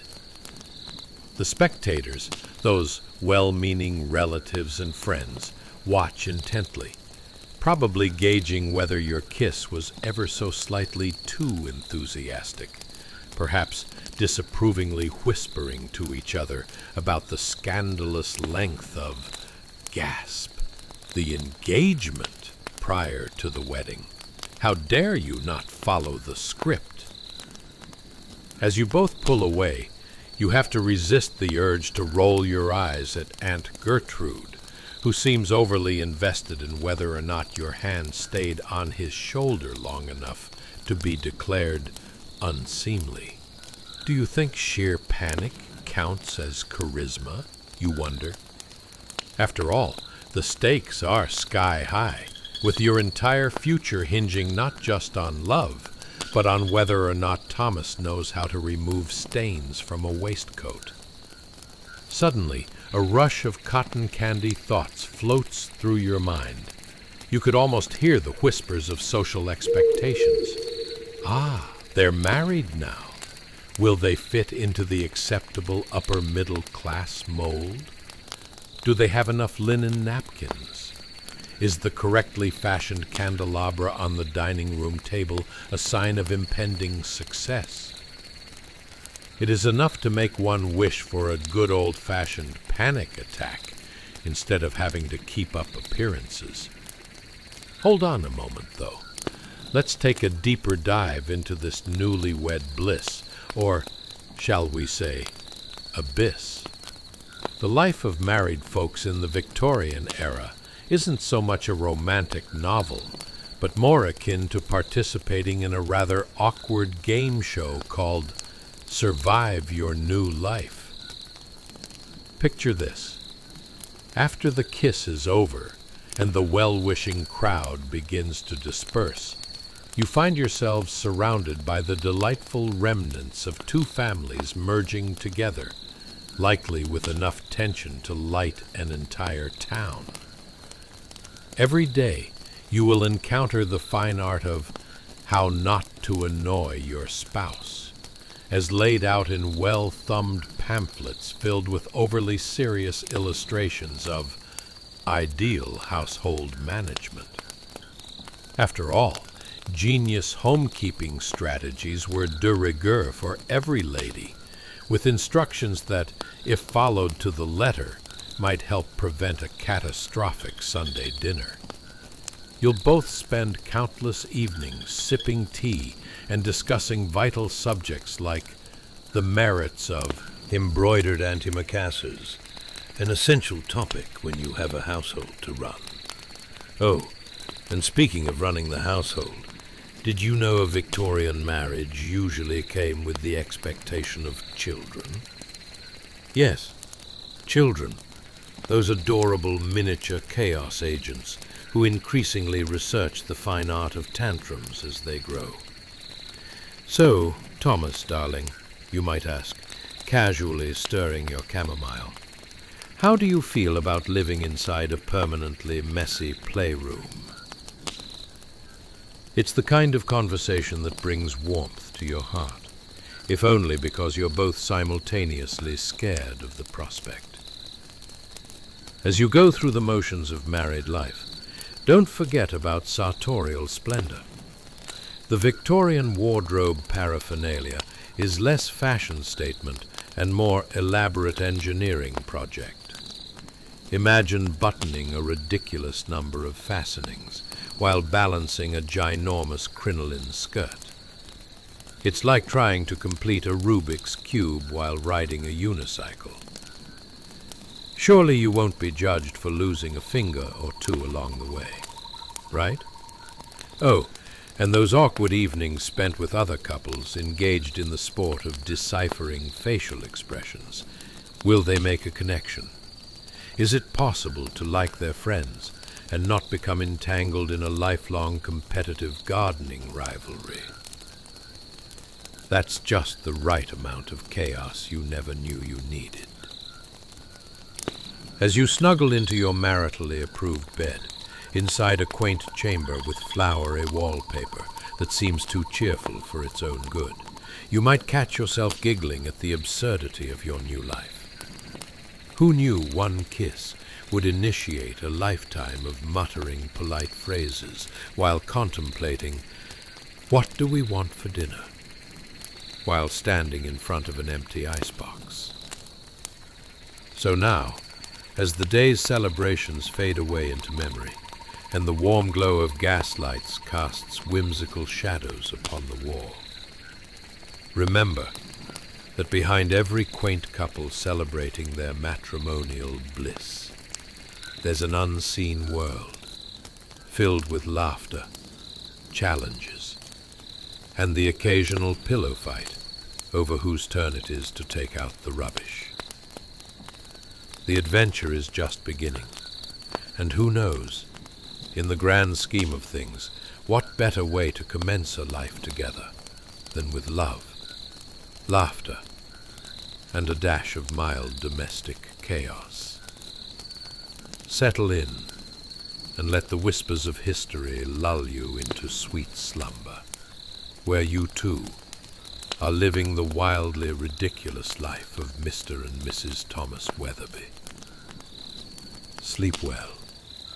Chapter 25. The Delightful Responsibilities of Mrs. Weatherby. Ah, welcome back, good friend. Shouldn't you be settling into your preferred slumber posture? Tonight, we're diving deeper into our rather amusing Victorian escapade, where you might just find your life resembling a peculiar mix of a job interview and a soap opera, minus the dramatic music and, thankfully, the overabundance of hair gel. Let's talk about a delightful little concept known as marriage. You might think it's about roses, moonlit dances, and candlelit dinners, right? Well, hold on to your crinoline skirts. Picture a scenario where you just signed up for a company and received an extensive 300-page handbook on how to be the perfect spouse. Much of your new life is now dictated not by choice, but by a series of practices that make corporate teamwork look like a beach vacation. Congratulations! You've just woken up in 1855, a year filled with the faint odor of lightly brewed tea and the unsettling knowledge that even the lightest fumble could cost you not just your dignity, but possibly your marriage as well. You're now Mrs. Weatherby, a title that brings with it both pride and the whirlwind of responsibilities. So many responsibilities, in fact, it's as if the universe decided that being a perfect spouse required the organizational skills of a military general coupled with the charm of a Victorian socialite. As you shuffle through your beautifully arranged garden, a place that I assure you took a minimum of 12 hours to perfect every week, you might find solace in the fact that this beauty doesn't simply grow on its own. Oh no, it demands your attention. Much like your husband's endless fascination with the weather report.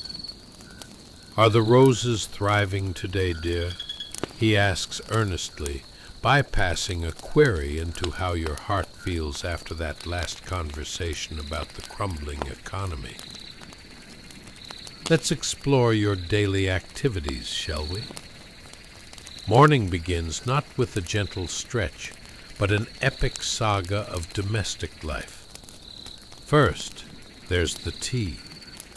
Oh yes, precious tea, always brewed to perfection, or as close to perfection as you can manage, while wrangling with slightly cranky servants and a stubborn kettle that seems dead set on playing hide-and-seek with boiling water.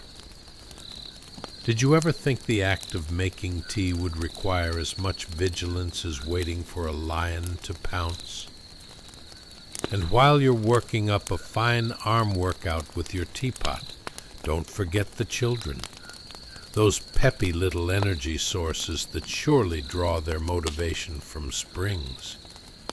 One moment they're cheerfully humming about their day, and the next they're turning the parlor into an obstacle course of overturned chairs and misplaced dolls, almost as if they're training for an Olympic event called destruction of household items. Yet despite your best efforts to maintain a sense of decorum, let me remind you of the irrefutable truth. Every husband eventually learns during the inevitable round of parental negotiations. The children possess the unparalleled skill of manipulating adults into mundane trifles. Mama, can I have a cookie? transforms into a decade-long debate over parental permissibility that leaves you questioning your snack ethics.